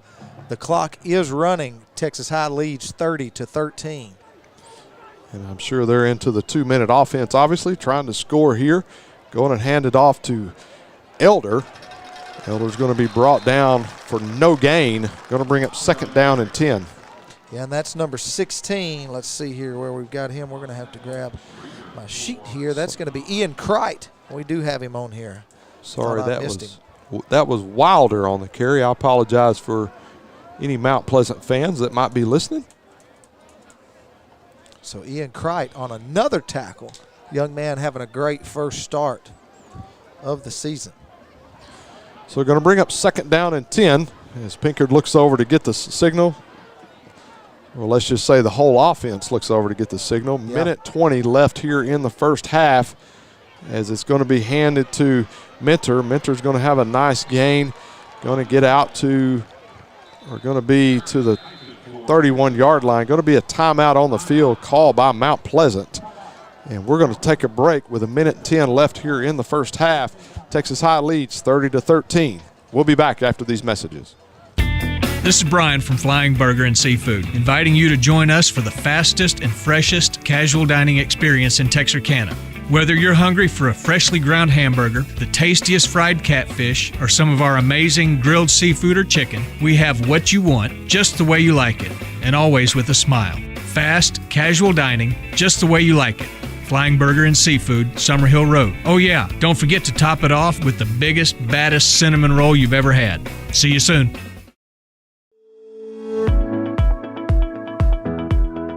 AmCare Clinic is seeking to change the way that multi-specialty medicine is delivered. We believe that a meaningful one-on-one relationship with our patients is at the core of every successful outcome. Our staff is ready to welcome you to our family expert providers. Our mission is to keep you healthy and live an enjoyable life.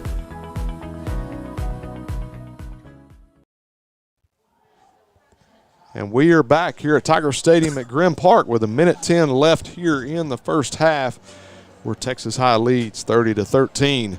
Coming up here in just a few moments, we've got a wonderful halftime show for you. First, we'll have the Mount Pleasant Band. We'll have the Tiger King here, and then that wonderful Tiger Band from Tiger Land. Arnie Lawson does a great job leading that band, and so looking forward to seeing the band as well as the drill team tonight. And so it's going to be a great halftime performance. Homecoming here at Texas High tonight. Yeah, we've got a special treat for you. Not only do we have the Tiger King that will join us after the bands, but before the bands perform, we've got a special treat for you tonight, ladies and gentlemen. Who is it?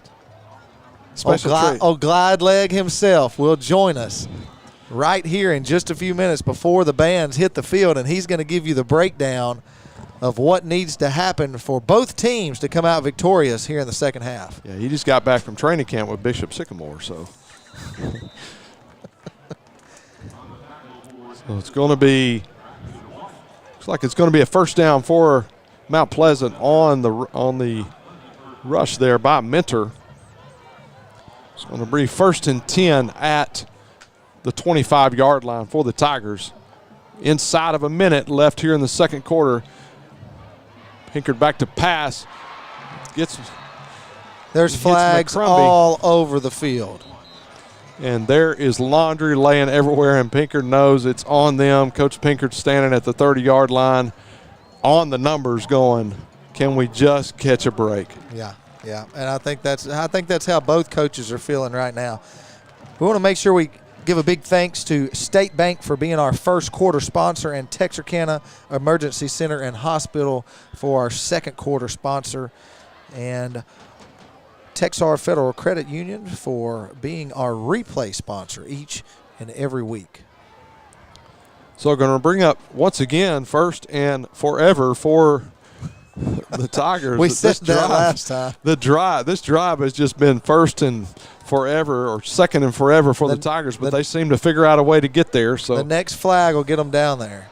Pinkard back to pass. He's being pursued, and he's got room as he's going to be run out of bounds at the 30-yard line. That's number 22, Michael Thomas, coming up from his cornerback position to push him out.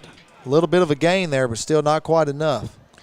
Going to be 2nd down and 15. Smart play by Pinkard to get out of bounds in order to save time on the clock. 27.8 left here in the first half. where your Texas High Tigers lead 30-13. Yeah, 27 seconds, like you said, on our Commercial National Bank scoreboard. There's going to be a timeout for the Texas High Tigers. We got a timeout on the field by Texas High.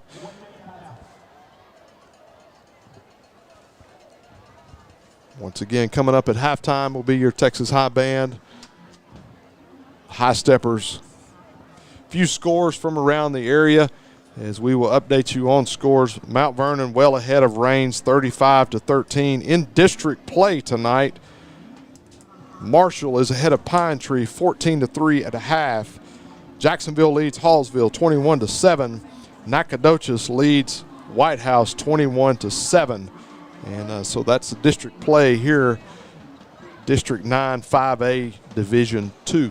Yeah, and a quick rundown before half with 27 seconds left to go on our Commercial National Bank scoreboard. We want to give a big shout out and a thanks to all of our sponsors: State Bank, Texarkana Emergency Center and Hospital, Greg Orr Auto Collection, Texar Federal Credit Union, Texarkana Physical Therapy, Cantera Networks, Texana Bank, Total Medical Supply, Amcare, Flying Burger, Rocasa, Eagle Dental, Red River Lumber, Browning Homes, Texas Farm Bureau, Dr. Pepper Express Employment, Kelly Ashbrook State Farm, Stone Studio, Sport Clips, Air Temp, and Sports Magic. And on that play, little screen out to Mentor. It's going to be brought down immediately, going to actually for a loss, for no gain, going to remain 3rd and 15. Timeout Mount Pleasant with 18.8 left here in the first half. We don't know where they are. They're so far behind the sticks. We don't know if it's a gain or not.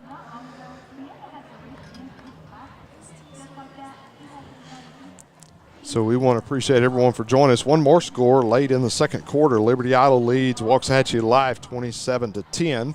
And we're going to try to get a score from across town for the Arkansas High game, as they were trailing earlier against conference play as they began conference play in Arkansas against Magnolia.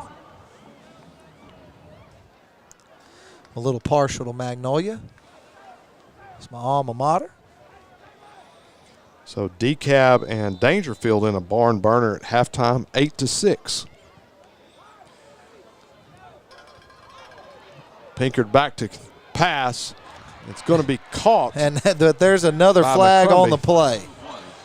Going to be a flag on the play. Looks like there's going to be holding on the play. Yeah. The referee threw that pass as far as the quarterback did. He threw his flag as far as the quarterback did. And they're just, So Pinkard's passed the numbers almost to the hash mark.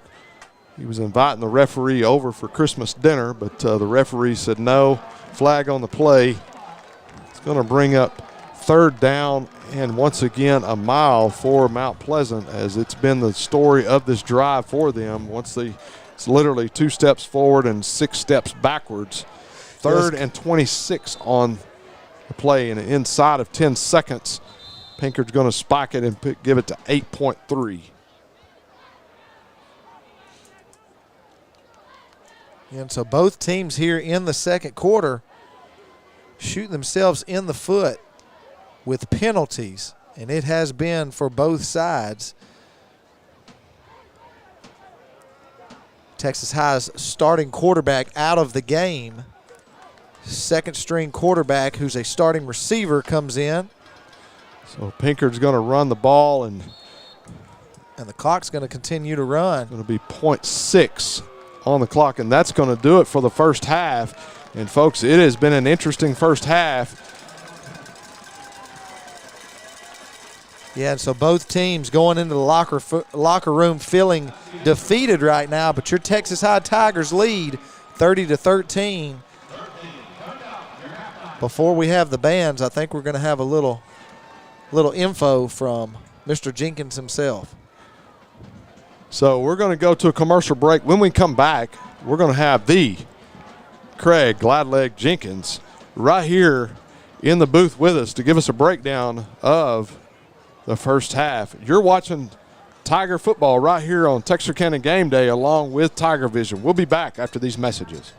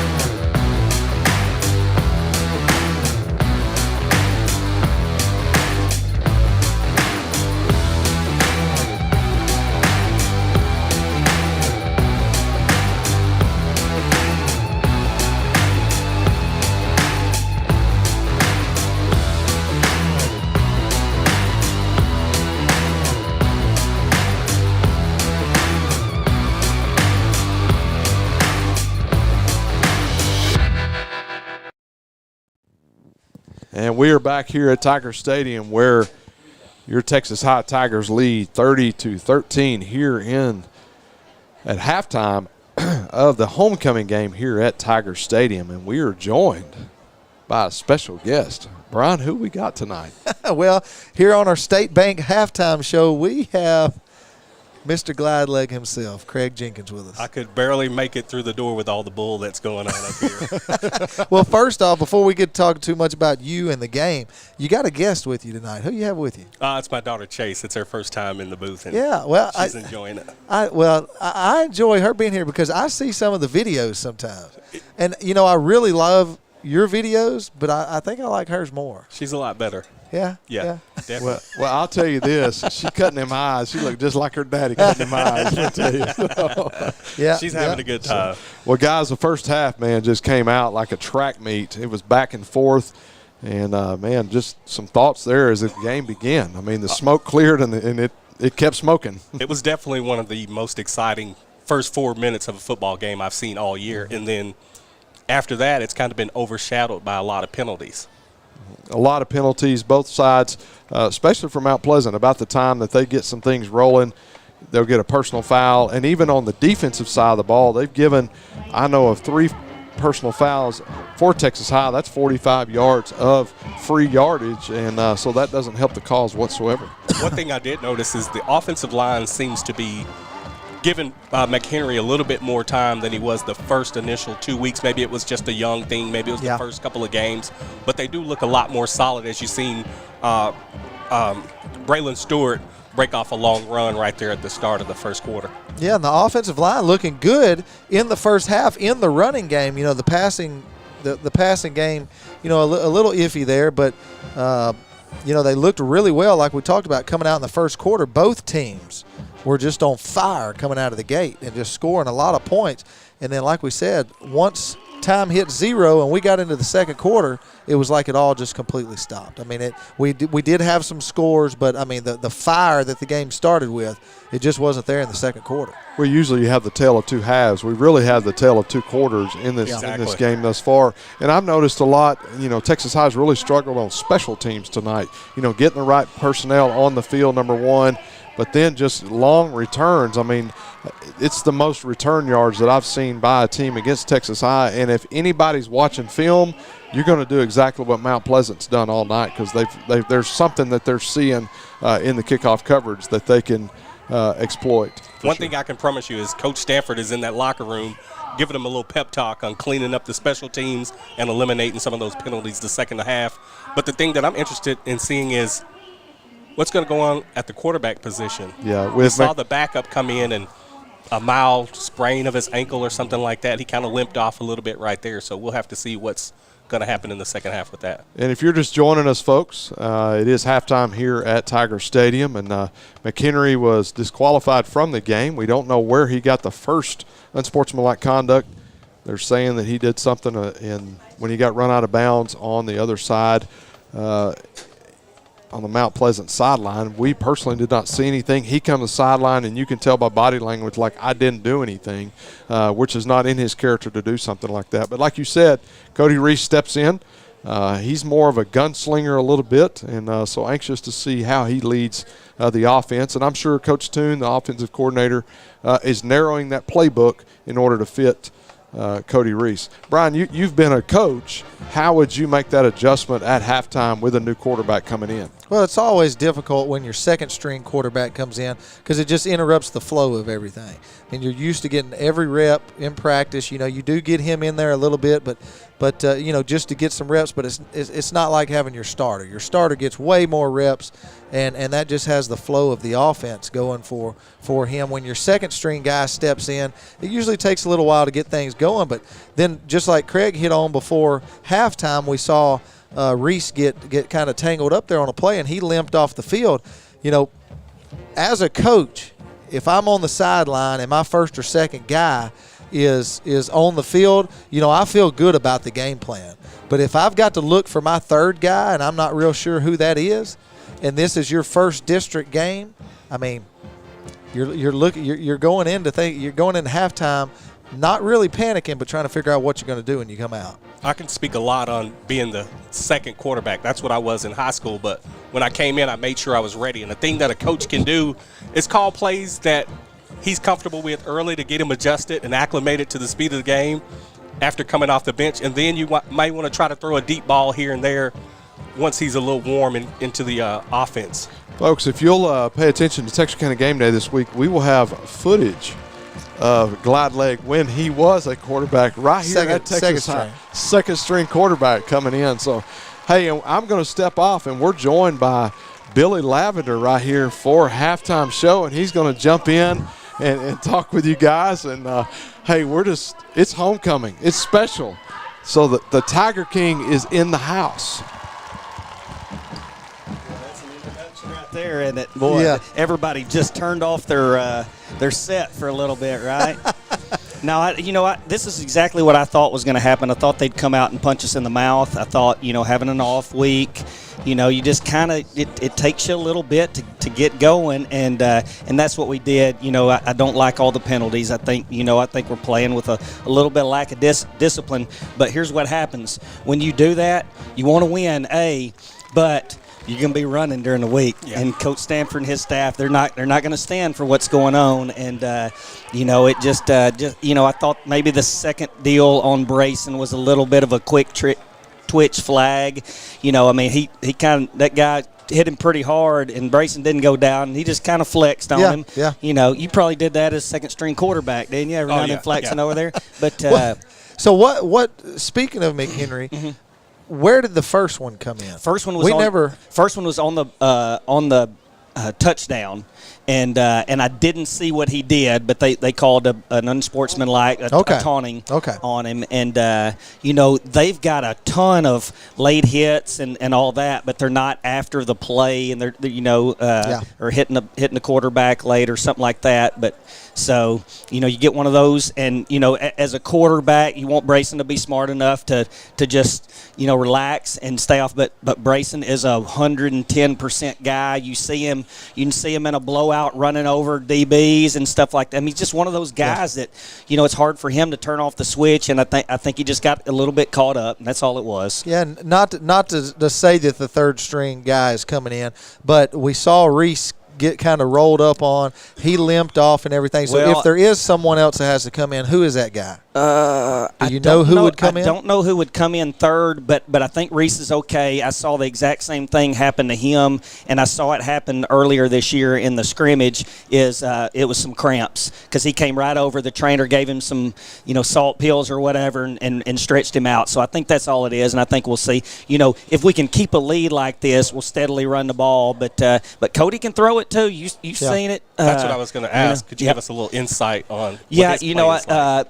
I watched a lot of Cody. I've seen him in practice a little bit, but I watched him a lot in the scrimmage. And you don't lose. I mean, a guy like Brayson. Though. Oh, he's got some wheels, and that's why he's out there at receiver. Yeah. He can also catch it and juke a few. But no, I think he'll be all right. Here's the deal. We're up 30-13. Is it? Yeah. It's invaluable for us to get him some work in a real game, in a not just a scrimmage, not a preseason. This is district, and you don't want it to happen like that. But typically, when your backup quarterback comes in, he's not throwing the ball or anything. Yeah. The game's still in the balance, even though it's 30-13. It's still in the balance, and it's the second half. So, here's what I would do if I was coach coming out in the second half. You've got the lead. I would try to burn as much clock as possible. Absolutely. I would pound the rock and maybe play action a little bit here and there to get him a few throws. And here's the thing. They've got a couple of big guys that are very, very fast, and they've had a couple of quick hit plays where they've gotten a lot of yards and scored a touchdown.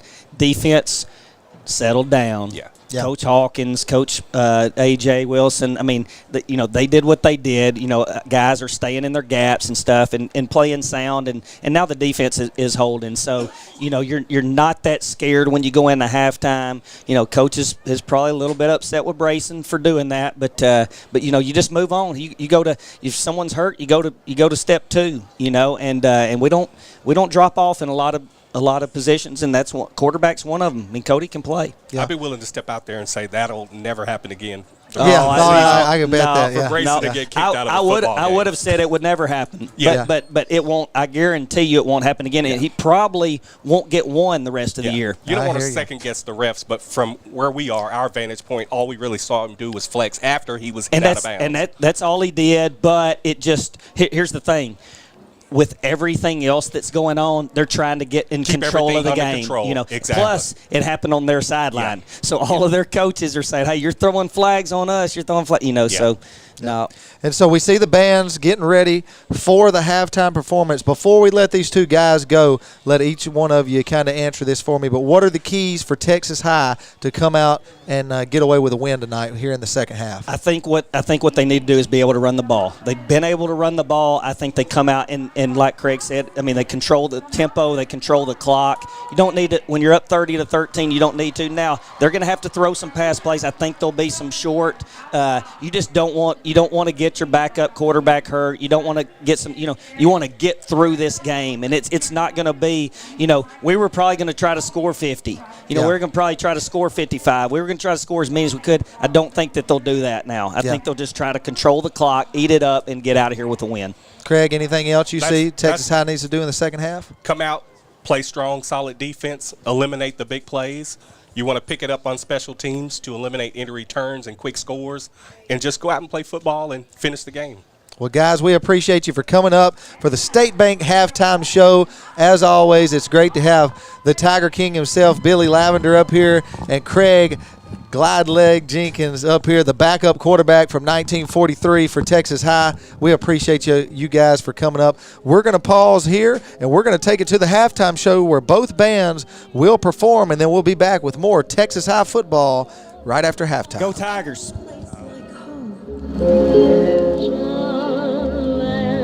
I heard of once in a lullaby. There's no place like home. Someday I'll wish upon a star and wake up where the clouds are far behind. There's no place like home.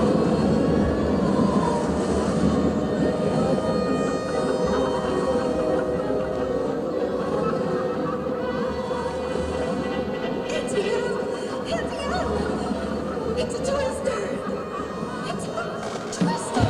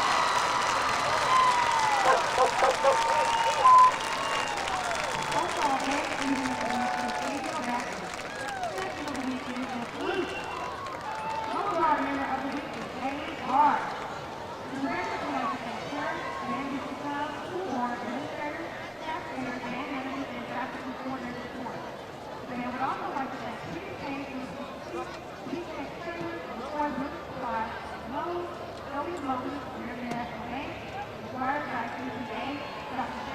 Store, Oklahoma, London Target Pharmacy, Panda Express, and Mount Pleasant Cinema Six for the generous donation to the Mount Pleasant Band Program.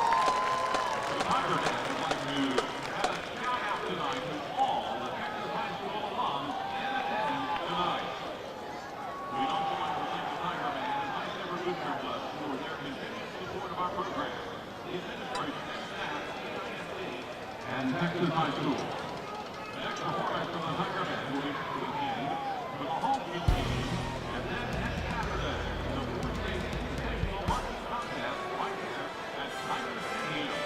On October the 2nd, we hope to see you here. Ladies and gentlemen, on the other hand, for the High Steppers and the Texas High Marching Band.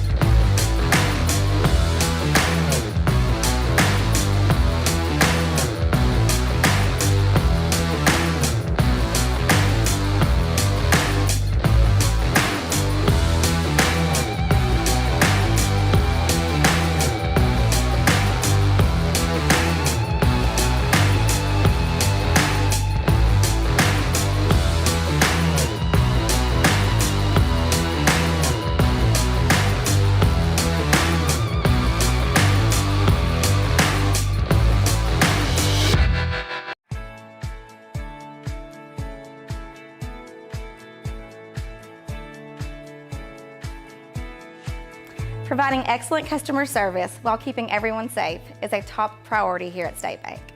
We are making your banking experience safer and easier with our new curbside banking program. Almost anything you need to do inside the branch can now be accomplished with curbside banking. Need to open an account, pick up a debit card, or hands-on help with mobile banking? Just pull into a designated curbside spot, call the number on the sign, and a State Bank team member will come assist you quickly. We are excited to bring you this convenience and are thankful to serve you. Your family, your bank, State Bank.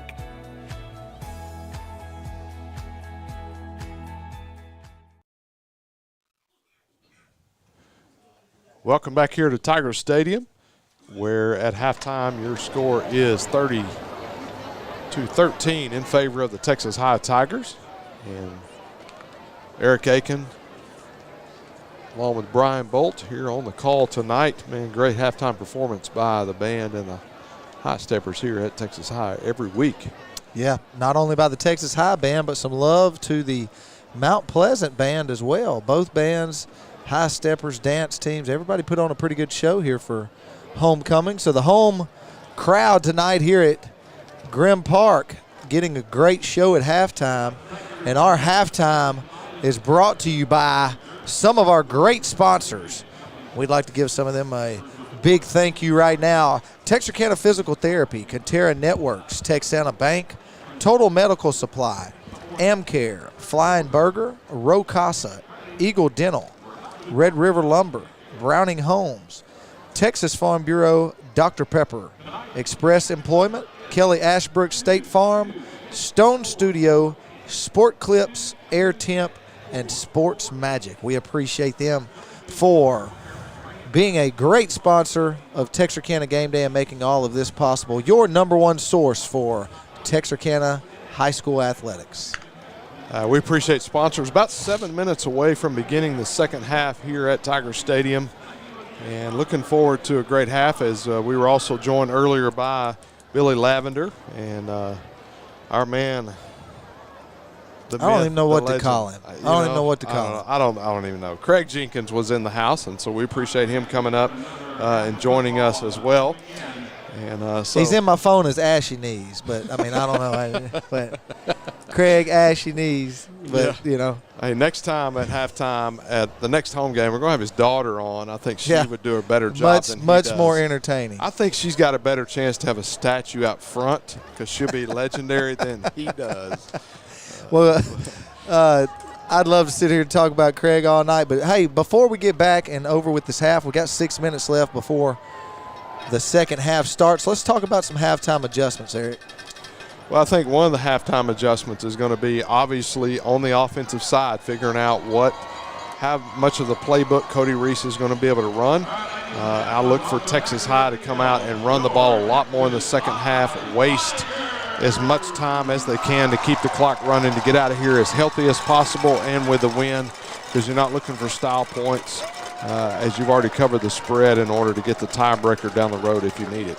Yeah, and the Tigers come back out on the field, both teams out. We've got 5 minutes, 30 seconds before we are going to start the second half unless they take some of that time off the clock.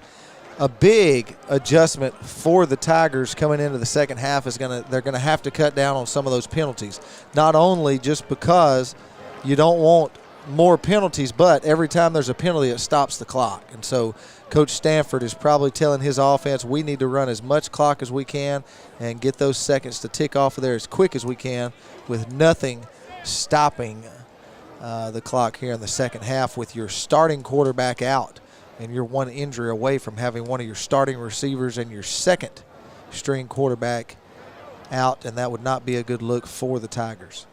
Yeah, it looks like Cody Reese is on the sidelines and walking just fine. I think he's walked off that little sprain that he had. It's always fun to watch the team come out, but also to watch the little kids come out with them. Some of the coaches' kids coming out, running in the tunnel with the Texas High Tigers, as that's always fun for those kids, and so we appreciate them. Also, I just want to make mention that in the audience tonight and on the sidelines here in the booth, several youth pastors from around the community that come and support kids, and we really appreciate them coming and supporting their students and encouraging them being involved in extracurricular activities, whether it's band, drill team, football, whatever it is that they're a part of. So we really appreciate all of our local youth pastors of being involved here at Texas High. Yeah, and this third quarter is going to be brought to you by Gregor Auto Group. The Gregor Auto Group wants to answer your questions to ensure that you can see all the benefits that come along with choosing Gregor Auto Group for your next purchase. There's various locations and a dealership near you, including Longview, Texarkana, and Destin, Florida. Go view the wide selection offered by Gregor Auto Group at gregorauto.com. So it's going to be Mendoza on the kick and Jake McGuire with a fair catch. It's going to be 1st and 10 as we are underway here in the second half of this homecoming night here at Tiger Stadium. Once again, your score is 30-13 as we have 11:59, 1 second off of the clock for that kickoff here in the third quarter. As Cody Reese is going to jog on the field. If you're just joining us, McHenry is out for the game, not from injury, but apparently a couple of penalties, unsportsmanlike conducts, which is not out of character. We're not really sure what happened, but I'm not really worried about that. We move on. So Stewart on the carry, going to be brought down for a 2-yard loss. Going to bring up 2nd down and 12. Yeah, let's see. That was number 26, Anthony Jeffrey, the safety, coming in, making a play there on Stewart for a 2-yard loss. So want to join our man Doty up here to the booth. He gets off the sideline. He's coming up here, going to produce for us for the rest of the game. We finally got a good team up here in the booth. So it's going to be Reese back in, going to hand it off to Stewart. Stewart's going to run up the middle, going to get his yardage back that he lost earlier, going to bring up 3rd down and 10. But all jokes aside, Doty had to come and fill in here in the second half because we couldn't find our first half producer. I think he was down in the banana pudding. All jokes aside, huh? We appreciate all the people here with Texarkana Game Day, working cameras down, getting you some highlights and stuff down on the field, and also producing up here in the box, along with the students here with Tiger Vision. Just a great production that they put on, and we've got a whole host of students working cameras and computers in here, and we'll have to get everybody's name so we can give them a big shout out up here. But we appreciate Tiger Vision for all that they do to make this possible each and every Friday night. So it's going to be Austin Miller in the kick once again. And it looks like Austin was late to the party, so he's Again. So going to have to get those invitations out a little bit earlier so Austin will show up on time. And a great rush by Mount Pleasant, but it's going to be a great kick by Austin and great roll for the Tigers. That it's going to be looks like just inside the 20-yard line of the Mount Pleasant Tigers, and it's going to be 1st and 10 at the 20 with 10 minutes left here in the third quarter. Yeah, great punt there. He was rushed. He had kind of a rugby-style kick right there, and then he got out of the way, and a great roll there. There was actually 2 receivers out on the far side of the field and only 1 DB out there, and so I thought maybe they would throw it up, but they've got the lead. They're just trying to run the clock out here. So Pinkerton back in at quarterback.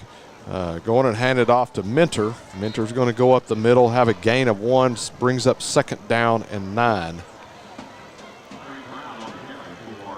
All right, and so we do have some names from Tiger Vision. I hope I don't get these too messed up. We've got Emma Barnes, who is our tech director. Excuse me, Emma Burns. Here, I'm going to hand this to you. Why don't you? I can't see it anyways. So Bolt, he says he can't see it, but really the problem is Bolt can't read. I can't read. I went to school in Magnolia. By the way, Magnolia leads Arkansas. We got an injured player on the field after the reception by Miller McCrumbry.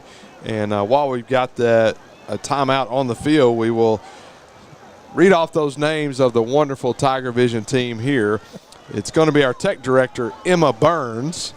It's going to be our assistant tech director, Trinity Maureen and Shelby Tubb. Is that how you say that, Maureen?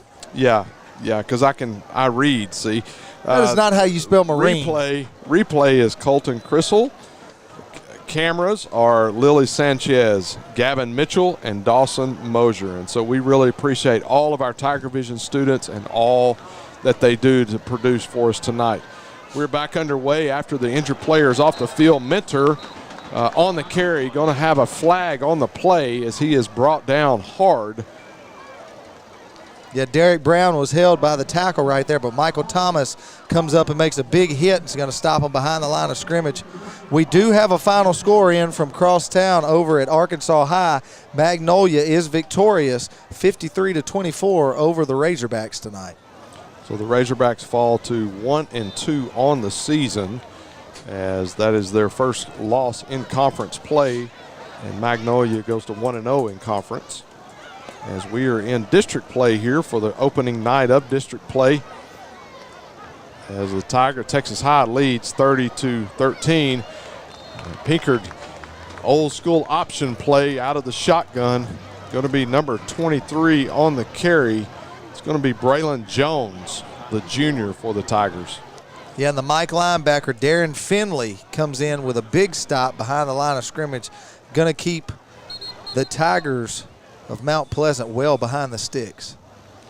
So the official timeout on the field, as we've got, looks like a little football rolled on the field out of the stands. That's entertaining, but if you haven't been here to Tiger Stadium, it's a short sidelines.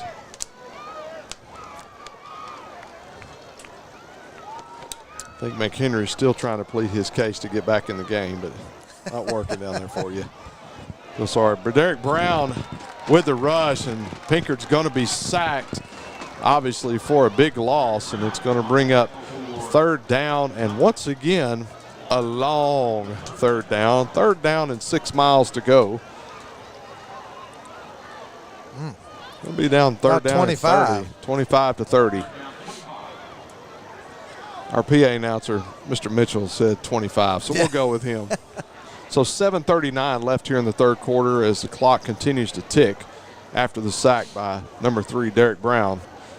And they're going to run after him again. The screen play, and going to be brought down immediately. It looks like we got a flag on the play. The center actually made the tackle, so we'll credit the tackle there to number 70, Sam Brown. So it's going to be Wilder on the reception. But it looks like we've got an illegal man downfield on Mount Pleasant. Yeah, they threw that ball in front of the line of scrimmage. They were trying to set up a screen play, but just didn't quite get it run to perfection, and that'll bring out the punt team for Mount Pleasant. Bring up fourth down and 25 as Mendoza enters the field to kick once again. It's going to be number 13, Brandon Hall, back with Jalen Jones deep for the Tigers, and they've yet to have a return tonight, looking to get with the first one. It is high, ball is loose in the end zone. Touchdown, Tigers! And that's going to be number 16. We've called his name all night, Ian Kright. He is having a great night, and here he comes. That ball squeezes. That ball squirts out over into the end zone, and he jumps on it. He's got a bunch of solo tackles tonight and now a touchdown. Got him a touchdown tonight, first one of his career. And if you're the Texas High Tigers with your quarterback out, that's exactly the kind of plays that you've got to have in order to get out of this game. So 36-13 with a point after attempt to come. Rogers to hold, Austin Miller in to kick. Snap is good. Austin's kick is up, and he remains perfect on the season from extra point land. Your score is 37-13 in favor of the Texas High Tigers as 7:17 left here in the third quarter.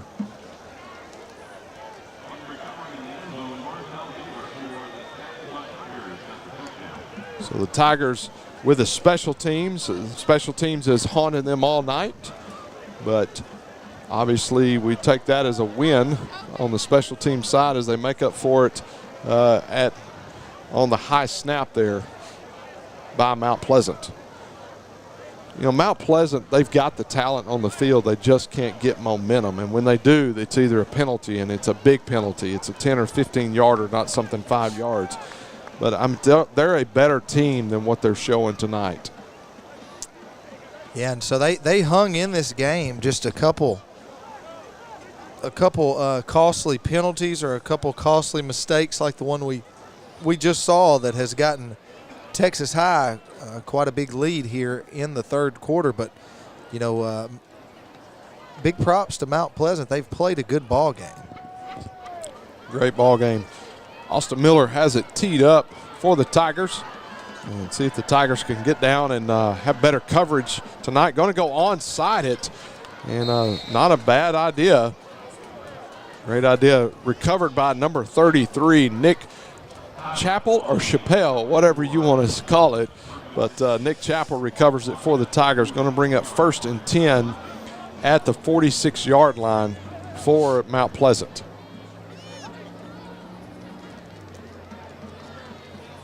So a few more scores from around district play.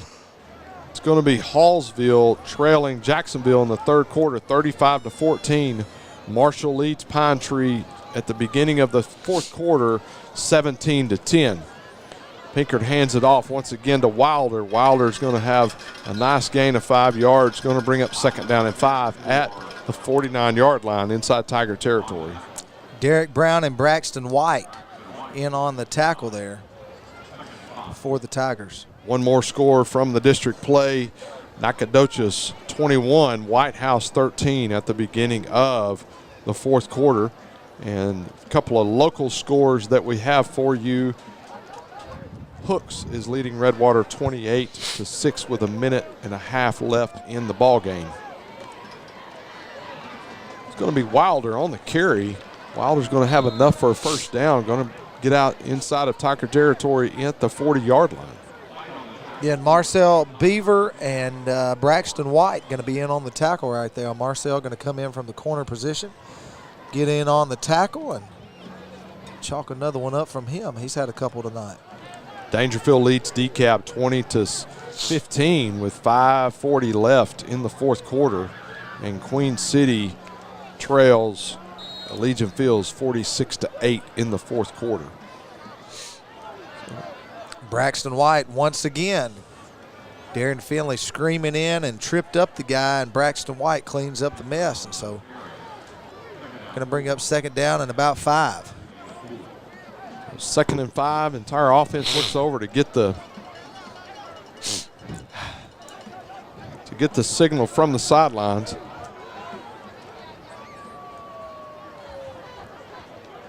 Going to have trips to the right as Pinkard waits for the snap. Hands it off to Mentor. Mentor's going to be brought down immediately by Derek Brown in the backfield for a loss. It's going to be a loss of 7 on the play. Going to bring up 3rd down and 12. So that's a whole different play call situation when you go from 2nd down and 6 to 3rd down and 12.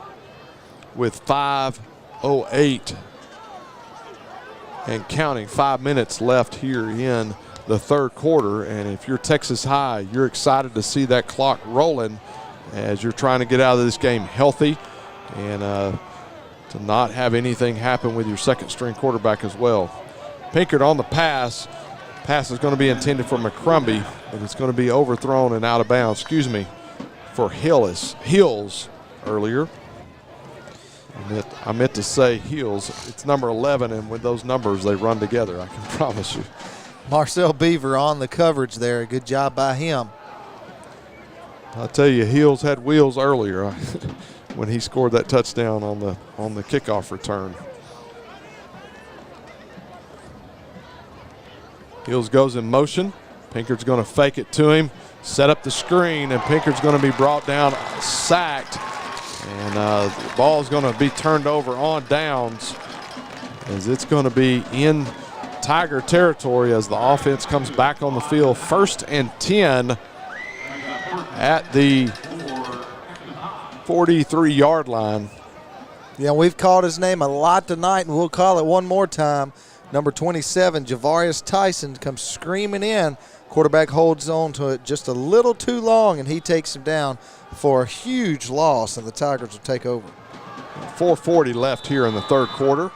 Tigers lead 37-13 over Mount Pleasant. Cody Reese back to pass, gets it out to Brandon Hall for the quick pass. And Brandon about actually, 1 yard. Yeah, he goes. He had 5 and went backwards. Yeah. So yards after catch are -4 on that. Is that yeah. what you would say? Yeah, that's right. So Cody Reese in at quarterback. 2 receivers to his right, going to hand it off to Stewart. Stewart is going to avoid 1 tackle, get back outside, and can't avoid the second tackle. Going to be dropped for a 3-yard loss. And there's another flag. It's been a penalty-laden game tonight. Looks like we got holding on the offense.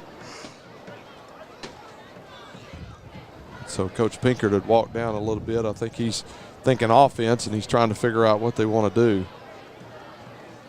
If they want to accept the penalty or decline it. So they're going to mark it off 10 yards from the original line of scrimmage.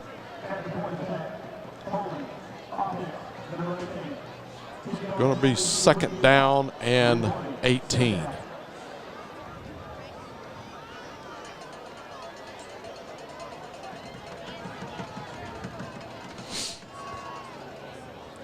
Nate Benny in the game tonight. Looks like they're going to split him out. Usually he's a tight end. Also got number 8, Xavier Dangerfield, in the game. So we got 2 receivers. Back to pass is Cody Reese. He's going to be flushed out of the pocket as he's going to try to hit Nate Benny, but it's going to fall short, be incomplete.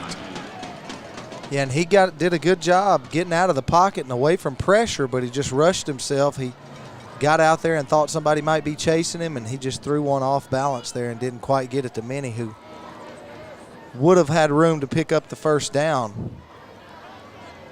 So it's going to bring up 3rd down and long for the Tigers. 3rd down and 19 for the Tigers, as they started in Mount Pleasant territory and have ended up in their own territory due to penalties.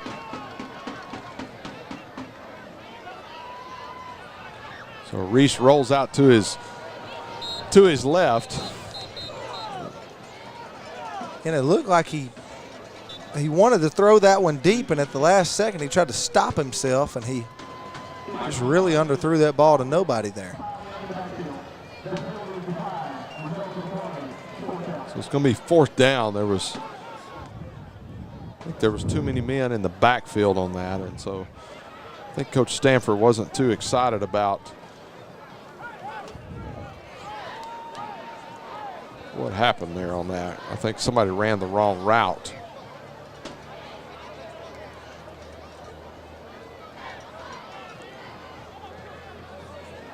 So Austin Miller in to punt once again. Been a busy night for him. And ball's going to roll backwards. And in favor of the Mount Pleasant Tigers, going to be 1st and 10 at the 39-yard line. Man, that ball bounced at about the 29-yard line. It came back about 10 yards. Yeah, it's going to be about a 10-yard punt for the Tigers. It did not take a bounce in their direction. It took a while for someone to get over and get on it. So going to be 1st and 10 for the Mount Pleasant Tigers. 3:25 left here in the third quarter. If you're just joining us, it's been started out first quarter, it was fireworks back and forth in the first quarter with special teams on display, and then suddenly in the second quarter it became something totally different, as it's been game changer. Pinkert back to pass, and he's got McCumbee with the catch, and he's at the 20, and he's going to be brought down inside the 15-yard line, and they're going to mark him down at the 15.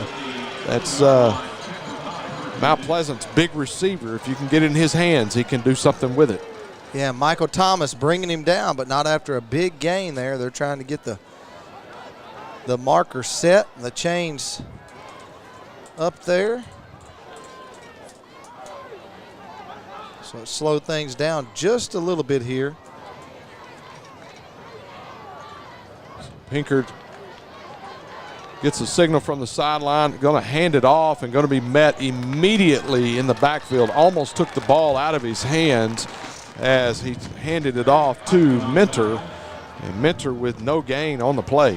Yeah, and Darren Finley, the middle linebacker for the Tigers, almost took the handoff, and then number 27, Javarius Tyson, came in and cleaned up the mess there. Nice play by the Texas High defense. Going to be loss of 5, brings up 2nd down and 15. As time ticks away here in the third quarter, nearing 2 minutes left here in the third.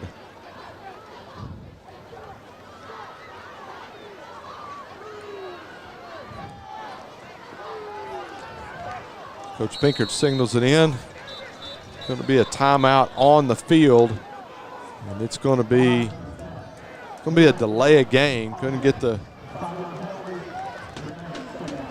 play off, and as we stated earlier, Lane Pinkard with his first start at quarterback for the Tigers tonight, and those are just the little things that if you haven't done it before, even though you're a senior, it's a little different. He's usually one of the cornerbacks on defense. Plays a great job on corner, but had to move over to quarterback as he rallied his team. And so here we go, and got the call. Going to be 2nd down and 20. Going to hand it off to Willard, and Willard's going to be brought down for no gain as going to bring up 3rd down. Big number 95, the nose guard, Brandon Childs, comes in and wraps him up, takes him down hard in the backfield, and he's still down. So we've got an injury timeout on the field as Wilder is still down. We're going to take a short break. You're watching Tiger football right here on Texarkana Game Day along with Tiger Vision.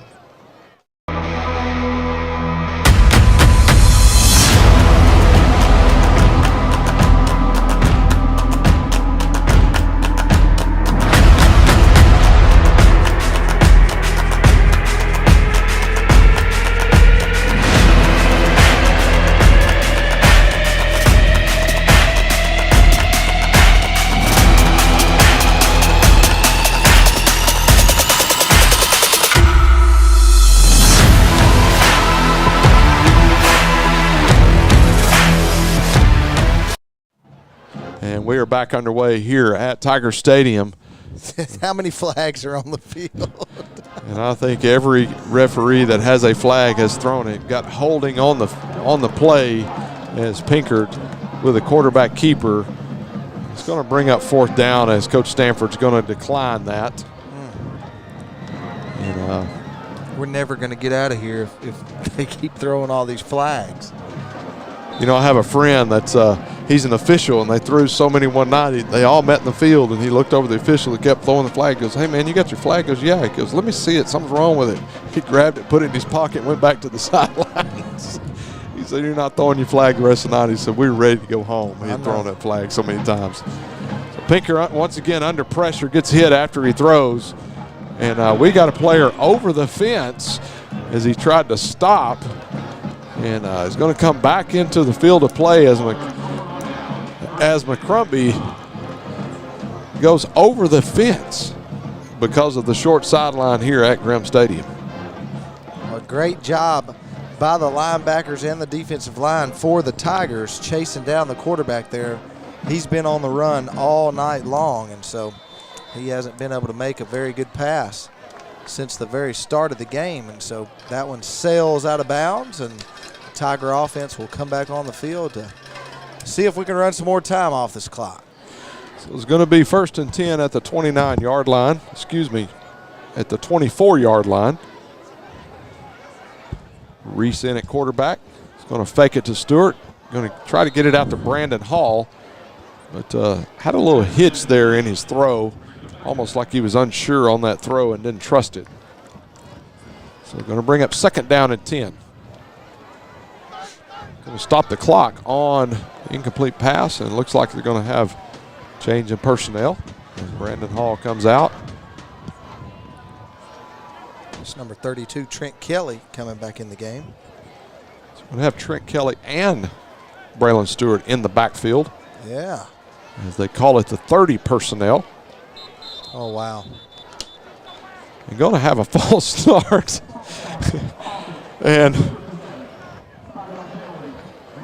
it's going to be on number 57, Nick Batten. And everybody knew it beforehand because Tushawn McCullough, he reached over and knocked him in the back of the head. Yeah. Said, "What are you thinking?" I wasn't.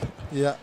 So going to keep the 30 personnel in as two running backs, split back set with an H-back in and a receiver on each side. Reese back to pass. He's going to get it out to Blake Rogers, and Rogers with the reception as he picks it up off the turf. It's going to be complete back to the 29-yard line. Going to bring up 3rd down and 5. 30 seconds left here in the 3rd quarter. As suddenly I'm having to broadcast this by myself, folks, so I apologize. I'm letting the clock run out. I'll be back in the 4th quarter. Well, apparently Brian Bolt has gone back down to get more banana pudding that's not there. I would have if somebody wouldn't eat it all. Kelly on the carry. Going to be just short of the 1st down. Brings up 4th down and 1, and I would imagine Texas High is going to punt it here. Looks like they're going to go for it. Going to bring us to the end of the 3rd quarter where Texas High leads 37-13. You're watching Texas High football right here on Texarkana Game Day and Tiger Vision. We'll be back after these messages. A shield against the elements. Comfort in the midst of chaos. Shelter in the aftermath of destruction. For 75 years, Shelter Insurance has remained true to our promise to be there when you need us most. This is the heartbeat of our company, our why. Shelter Insurance. For your auto, home, and life. In Arkansas, see Brian Bolt for a free insurance review. A strong work ethic. Takes pride in a job well done. This is the kind of person you need. Express Employment Professionals can help because we understand what it takes to hire good people. It takes real people, real interviews. We find good people, matching the right skills for the right jobs. Express knows jobs. Get to know Express. Go to expresspros.com to find a location near you. And we are back here with it at Tiger Stadium at Grimm Park, just underway here in the 4th quarter as Cody Reese with the carry and gets enough for a 1st down. Gets the 4th down conversion to keep the clock running for the Tigers. Eric Aiken along with Brian Bolt on the call tonight. Whew, 4th quarter. It's getting late. It's past my bedtime. It's been a long game tonight. A lot of penalties, several injuries, as well as a lot of incompletions. Well, we had to extend halftime because of our halftime entertainment, you know. Craig and Billy came up, and so we asked Coach Stanford if we could extend halftime a little more to make sure we had enough time to get all of the insight from those two guys. I think for you, it's just you actually had to work at halftime. First time you had to do that in a while. I'm usually eating banana pudding at halftime. So Cody Reese hands it off to Stewart. Stewart's got room up the middle and is going to have a gain of 8 yards. Going to bring up 3rd down and 1. So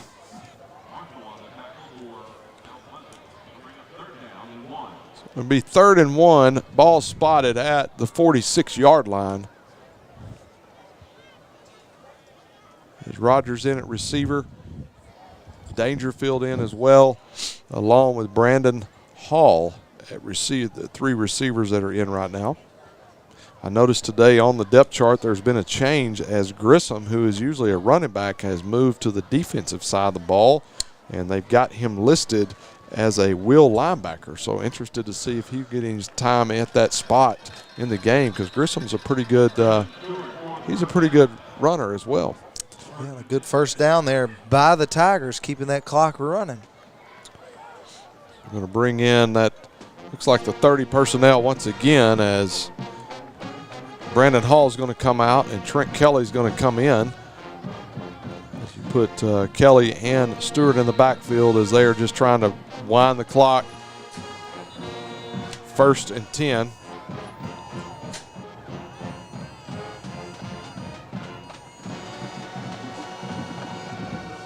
Everybody's phone's going off up in the stadium with all the Amber Alerts that's happening. Looks like we got a timeout, so it's going to be 1st down and 10 when we come back to play. Well, thank everyone for watching tonight and all of our sponsors that have sponsored to allow us to bring you Texas High football right here on Texarkana Game Day in partnership with Tiger Vision. And this 4th quarter is going to be brought to you by Texar Federal Credit Union. Texar is a community-first credit union which has served members in and around the Texarkana area since 1951. Texar currently employs over 100 people in our community and serves the citizens of Bowie, Cass, Little River, Miller, Red River, and Lamar counties. Go by a local branch or visit gotexar.com for more info. Texar, that's where your friends are. We also want to thank Craig Jenkins for joining us at halftime, and he is over our security at Texarkana Game Day and make sure that we are escorted in and out and get out safely. So we want to thank him for that as well. He's got a taser, folks. Leave us alone.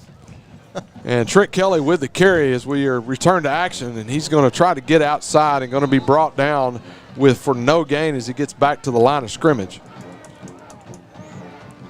And it's getting a little chippy as and so I want to know why that guy right there can bow up and there's not a flag thrown, but the Texas High quarterback gets thrown out of the game.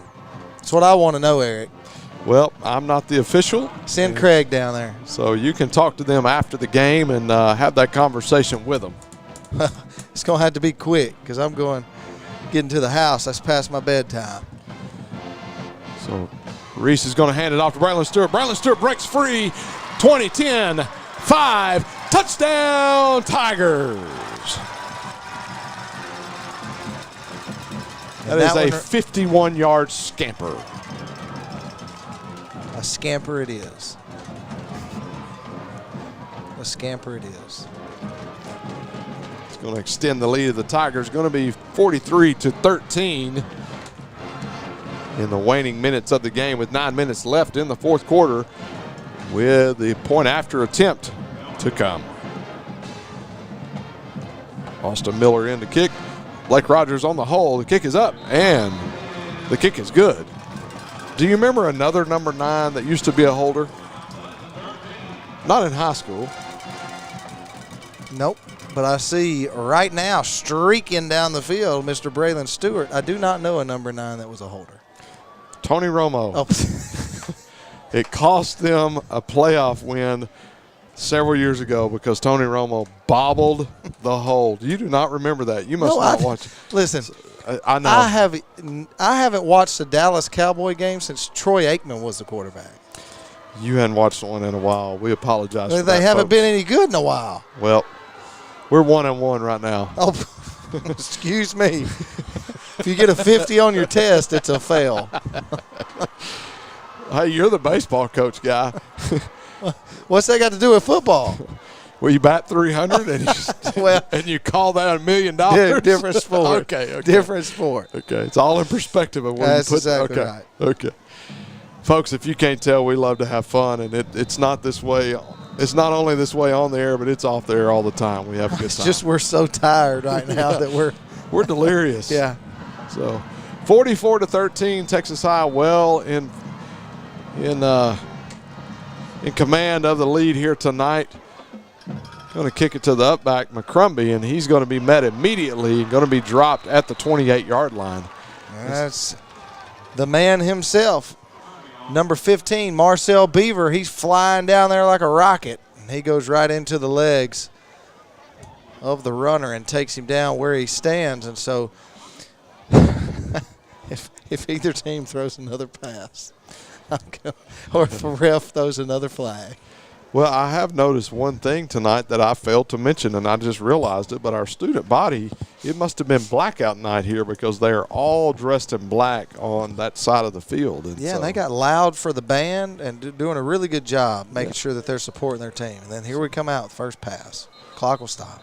It's going to be a little wide receiver screen by Pinkard. Going to get it out to, it's hard to tell, folks, but it's going to be. He didn't even get a yard. You don't have to worry about his number. Yeah, it looks like Jacoby Russell, number 8, but it's hard to tell if that was him or not. So we apologize for you folks watching from Mount Pleasant. It is very hard to see those numbers from up here. And so we're back to action as Pinkard back to pass, steps up in the pocket, hits McCrumbry. Yeah, nice pass right there. Really nice flag pass on the play. Oh, wow. So where's it at? Oh, it's not even, wasn't even close to the play. I think that Bolt is saying, we don't want you to throw anything, a flag, a football, or anything. Just run it. Just run the ball and let the clock run.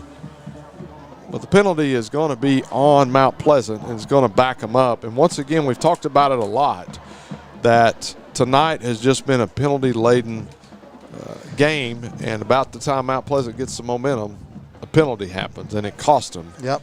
And I can tell by Coach Pinkard's body language, he's not real happy about that. I would probably not want to interview him after this game. Or Coach Stanford. He's probably not going to be – he'll be happy about the win, but it definitely wasn't one of their prettier ones. You can tell that both teams have been off for 2 weeks because they really struggle with just the small things and the discipline that you have to have in order to be a championship team. Pinkard's going to get hit as he flips it out, and Wilder on the carry, and Wilder's going to step out of bounds or run out of bounds right at the 40-yard line. It's going and another flag on the play. Going to be first, should be first and 10 at the 40-yard line, but we're going to see what the flag is. Marcel Beaver pushed the guy, just pushed him a little bit on the sideline, just playing football. And they come in and throw a flag. Wow. So those are the kind of things that frustrated Coach very much because it's the little things.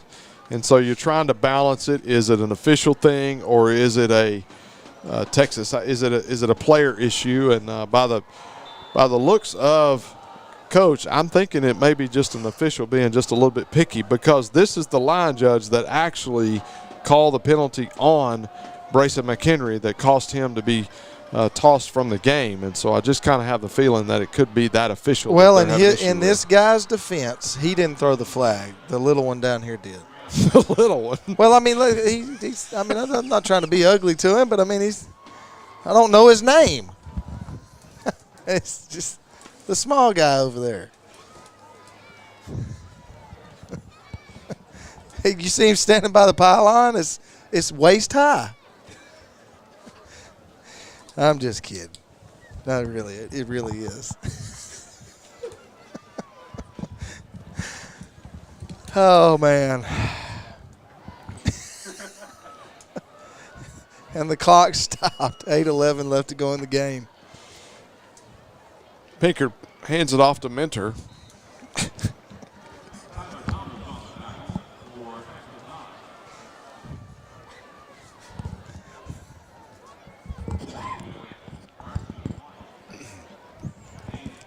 So we're going to bring up third down at 7. I think he got 3 yards there. Whew, third down and 7.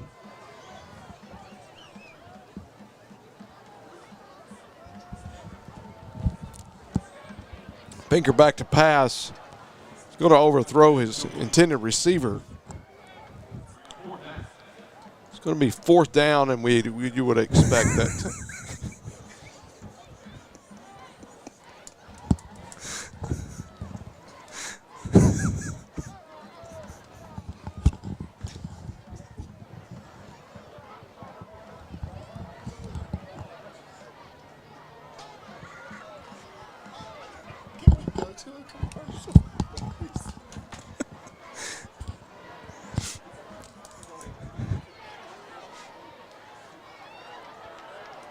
No, he picks it off. It's going to be intercepted by number 22,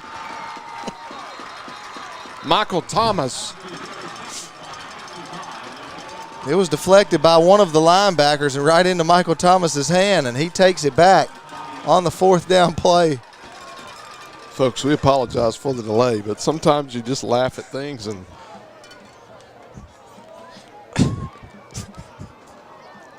so with 7:12 left, and you got a replay here of it, the deflection, and Michael Thomas picks it off the deflection. And it's going to be 7:12 left in the ball game. Texas High well in hand, 44-13.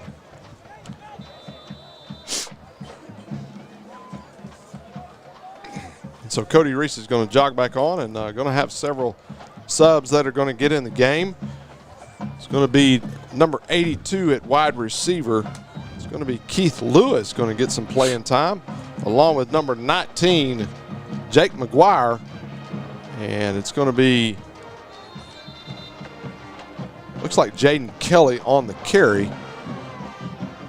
Excuse me, number 25 on the carry, Joe Miller.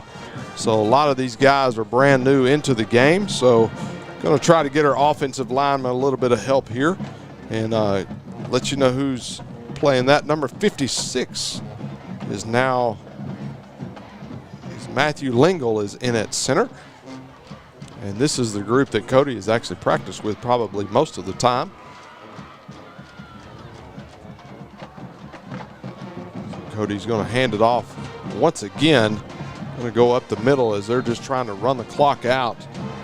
Approaching 6 minutes left here in the ball game. And we got looks like I got a player slow to get up. It's going to be number 45, Jaden Kelly, that's slow to get up. And so looks like Dangerfield's going to come in his spot. Number 33, Nick Chappelle, on the tackle once again, along with number 34, Barron Stevens. So a lot of guys getting a little bit of playing time tonight, as this is what you would expect when you have a commanding lead in a football game, getting a late time. So we're going to take a timeout as there was some confusion on the play. And so we're going to take a timeout with them with 5:45 left here in the 4th quarter. Texas High leads 44-13. We'll be back after these messages. Welcome to Eagle Dental Center's location on Moores Lane in Texarkana. Owned and operated by local dentists, each room is well appointed with a clean and inviting environment. Clinical technology has advanced, and so have we. Using the latest equipment and techniques, we adhere to all CDC guidelines. Our doctors are here for you and will carefully listen to your concerns to improve your oral health. To join the Eagle Dental family, visit our website, eagledentaltxk.com. Welcome to Texarkana Physical Therapy, DeKalb and New Boston Physical Therapy's newest location.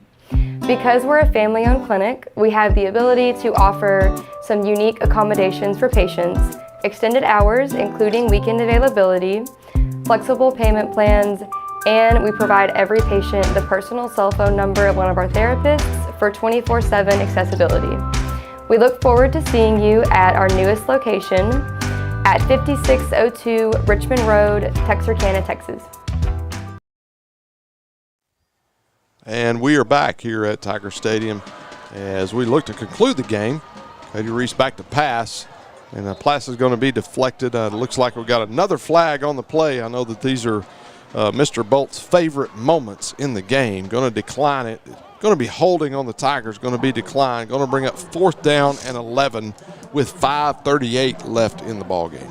Yeah, you know, well, the game's out of hand. I mean, don't get me wrong. I still think the integrity of the game should be, you know, of highest importance. But, you know, you don't have to throw every single one you see when the game is out of hand. Not only does, you know, the Tigers not want everyone thrown, but, you know, Mount Pleasant, they know they're beat at this point. And so, I mean, just, you know, save a little face and let's all get out of here healthy. The more time we spend on the field, both teams are more susceptible to injury and stuff like that, and a long season left to go for both teams. So There is, and then there's the flip side is, hey, this is for both of these teams. It's only their third game to play in, so they're trying to work on some things. But, yeah, they are. And the Texas High offense has got all young guys in there right now, a new offensive line. I mean, they need to get in there and get some reps, and so it's good for the kids to get some reps. So we'll be just fine to stay another 30 minutes. If it takes that long. It's going to bring up 1st and 10 for the Tigers of Mount Pleasant. As Pinkert stays in the game, as they're trying to get him used to being the starter. Going to hand it off to, going to be a little jet sweep. Looks like to number 9, Devin Smith.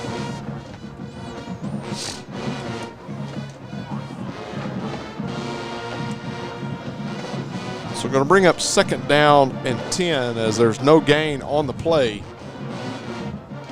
5 minutes left here in the ball game. Got a whole new defense in for the Tigers. I will try my best to get some of those names called here. Looks like 15, Marcel Beaver still in the game at corner. Number 34, Trevin Rush. He is in the ball game. Let's see, number 41.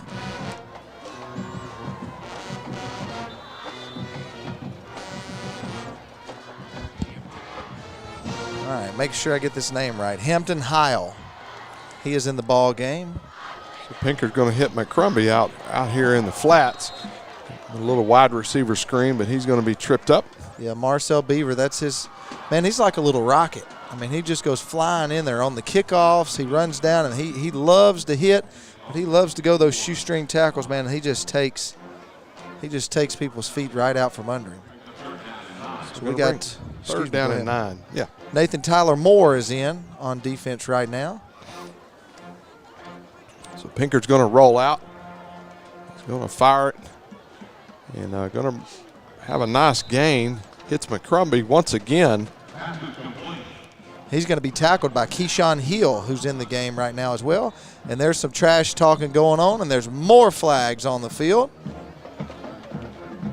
That looks like number 14, C.J. Brown, who was over there close to the tackle, but it looks like he was the one who's going to have the flag thrown on him. Coach is trying to get him off the field right now.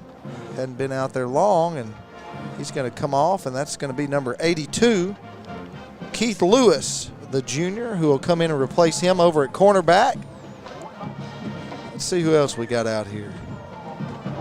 Number 66, Brock Norton, the senior. He's out there at nose guard right now. Number 52, Ezekiel Ware. He is on the field, and let's see, I think I got one more here. Is that 16? Okay, he's a starter. He's still out. Kreit, he's still out playing defensive end, getting him some reps right now. 43, already called his name. So I think that's it. If we're missing anybody, I'll try my best to get them on there. So Mount Pleasant choosing to punt here on 4th down. Donnie Grissom, number 28. I apologize. I did miss him.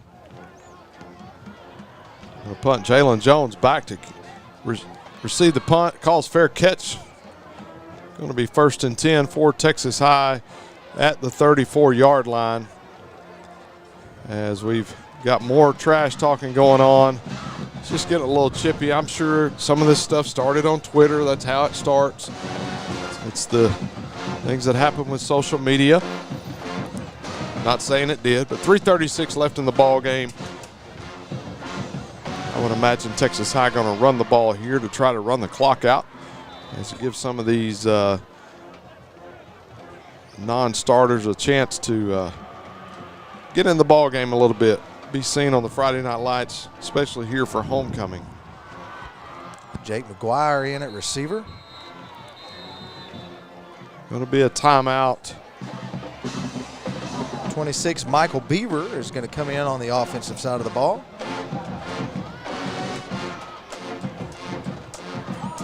Let's see if we can get some of these offensive lineman numbers. Get some of these guys some love. We got Gabriel Gaines, number 73. He's out there.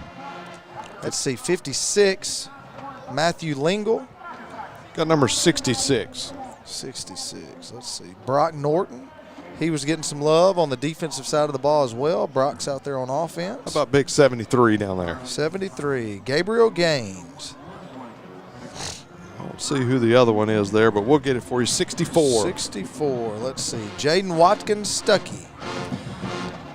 So that's your new offensive line that is on the field. Looks like Grissom's going to come in at running back tonight, as played a little bit of running back last year. Keith Lewis on the far side, receiver. So Grissom's going to get the carry, and I'm just going to tell you, Grissom is a good running back, as he had to play a little bit last year, and some of these guys they've heard it all night from the starters, and they've had enough. So 53 is not having anything of it. So it's going to bring up 2nd down and 1 as the clock continues to run, getting close to 3 minutes left in the ball game. Preston Smallwood, 53, he's in the game now.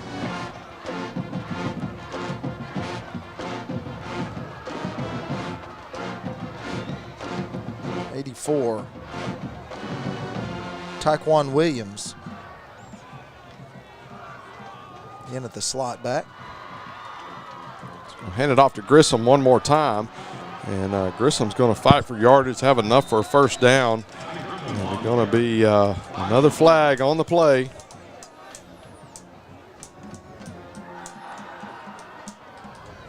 As Grissom is brought down at the 44-yard line.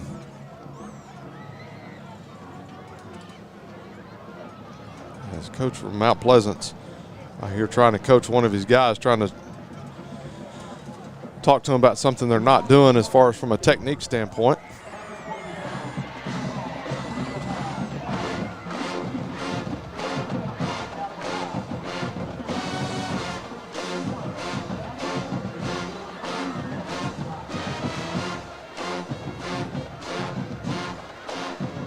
So there's a personal foul on that after the play. I didn't quite catch that one. I thought it was going to go on the defense. But the 1st down is still going to count. So it's going to go back from. So still got the 1st down with 2.5 minutes left here in the ball game.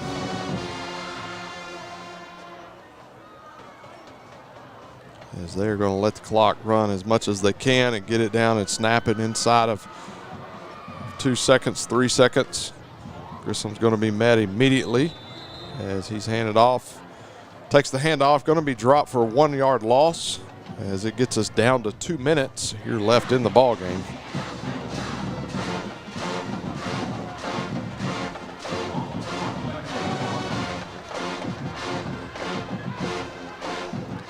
And not the prettiest game for the Tigers, but they're going to come away with a big homecoming win. Congratulations to all the seniors playing their final homecoming game tonight. So next week,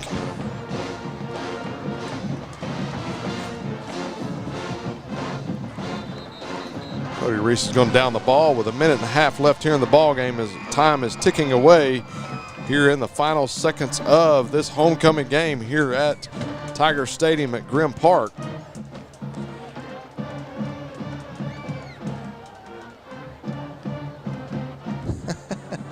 Somebody commented and said they know the referee's arm's going to be tired. Going off the flag. Going to be real tired, I will tell you that.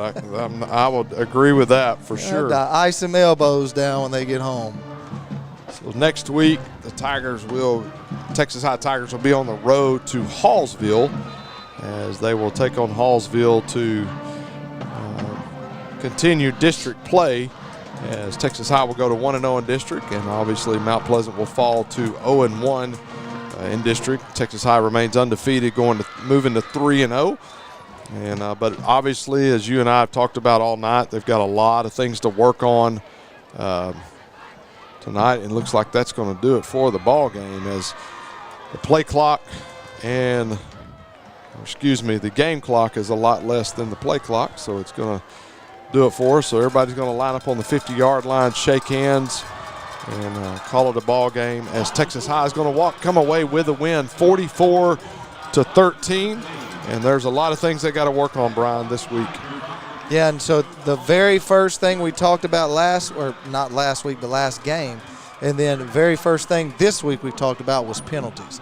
And I mean, we're not recreating the wheel. It's the same thing that Coach Stanford's talked about every week with his team, and so it's not anything that we're saying that they don't know. And so penalties have been just the devastating blow to the Tigers. They do come away with a big win tonight, but it definitely was not pretty. But again, congratulations to all the seniors and to all the Texas High Tigers coming away with the big homecoming win tonight. And once again, congratulations to Lauren Allred on winning homecoming for 2021. And so we want to congratulate her. Well, folks, we appreciate you joining us tonight for tonight's ball game as Texas High comes away with a big win for tonight. And so we want to thank you for joining us right here at Tiger Stadium at Grimm Park. And as hopefully you will join us next Friday night as we will be in Hallsville for a district matchup next week. That's going to do it for us tonight. I want to thank once again Tiger Vision for everything they do and the students, Mr. Aldridge, and congratulations to the Texas High Tigers. And we appreciate you watching. You've been watching Texas High Tiger football right here on Texarkana Game Day in partnership with Tiger Vision.